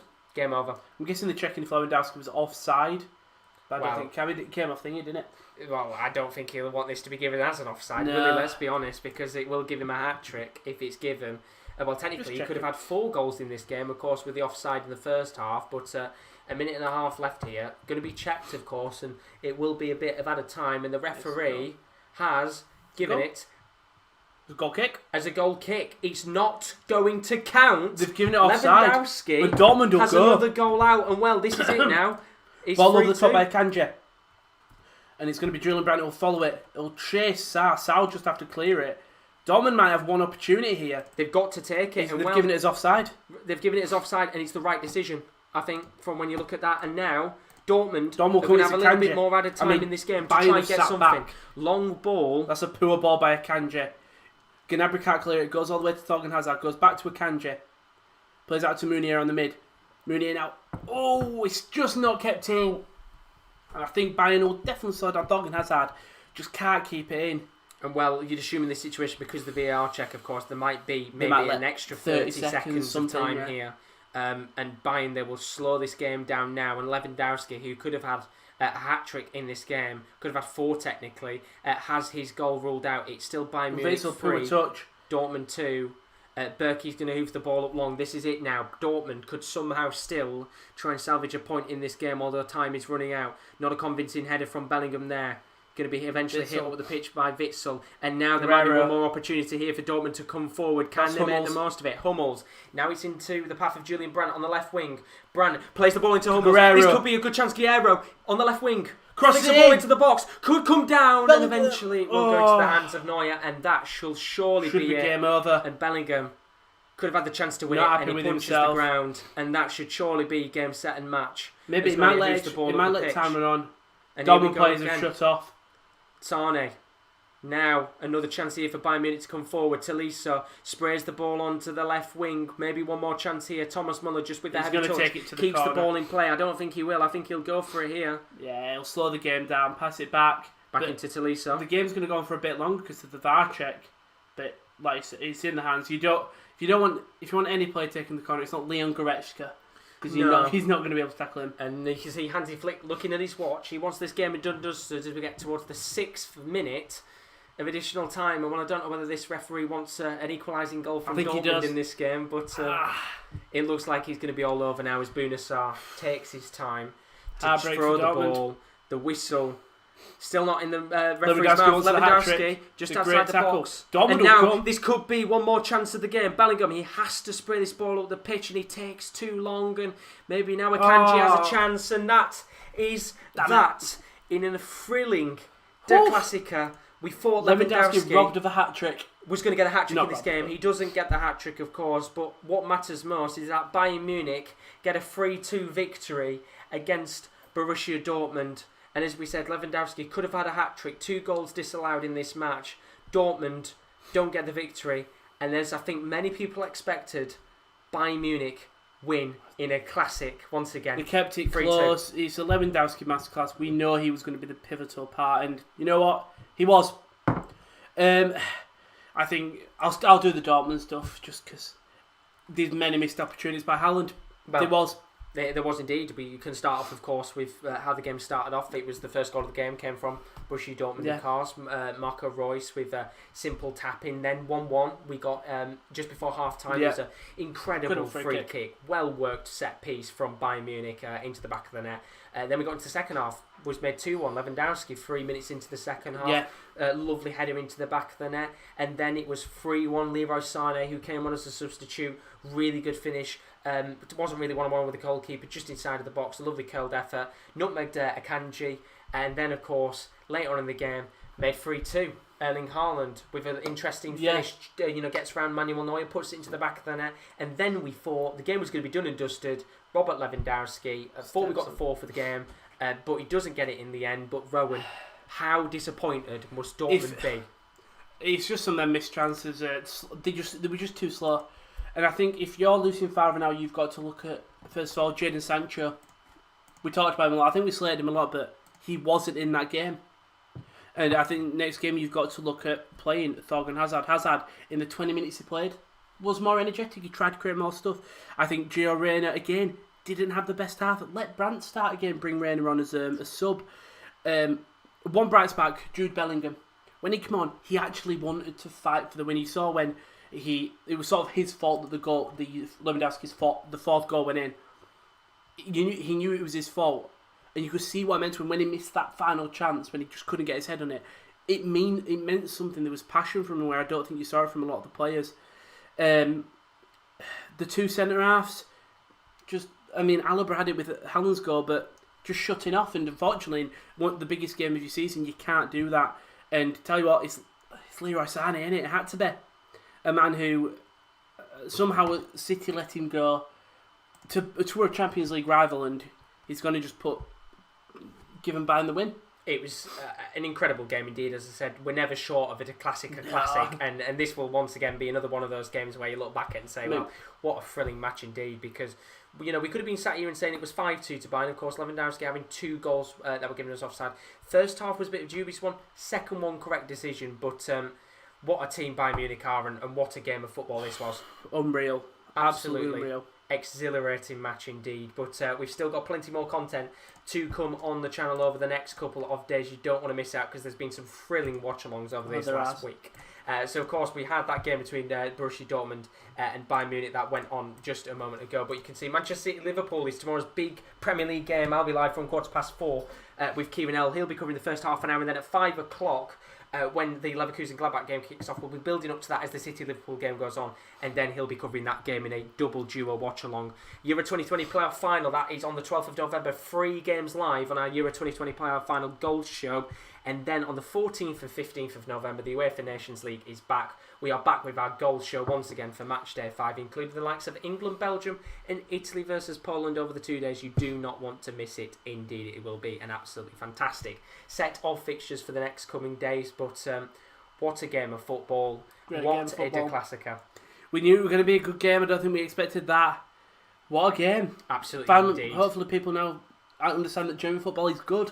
it's the thing I is, wish people give it more respect. people watch these games and then they never watch the other ones, and I think they're quite stupid to not watch German football, because it's absolutely exhilarating indeed. And of course, what a way to continue on our Bundesliga weekend, because as we said, tomorrow it's not over. It's going to be a duo stream tomorrow. In terms of, it's going to be me and Kieran L. I'm going to be covering the Manchester City Liverpool game tomorrow, which is the big Premier League match that we had to cover. And then, of course, as part of our Bundesliga weekend, at the same time, for the first half an hour, we're covering Manchester City Liverpool. Yep. Then Kieran L will be covering the big game between Gladbach and Leverkusen. What a game that's going to be! It's going to be a great game to end our Bundesliga weekender in style. But just before we go, just looking at the comments. Carl Milton said, great game, great stream. Sad Dortmund didn't win. See you in the next one tomorrow. Bernal saying a thriller. And then Carl said, if Bayern don't retain the Champions League, I'll be surprised. Same. They're just such a bloody good side. They're unbelievable. Absolutely Best side in the world right now. Oh, by a country mile. But thank you very much, Rowan. Thank you very much for having me. Thank you very much, Josh. An incredible game. But what a match indeed. Dortmund, they thought they could come. They thought they could triumph against Bayern Munich. But in the end, the Germans always win, and in the end, Bayern always wins. Thank you very much as always. We hope to see you again soon. But as for now, have a great morning, afternoon, or evening, wherever you are. And we hope to see you again for our watch along tomorrow. But as for now, see you later. Bye bye. Good night.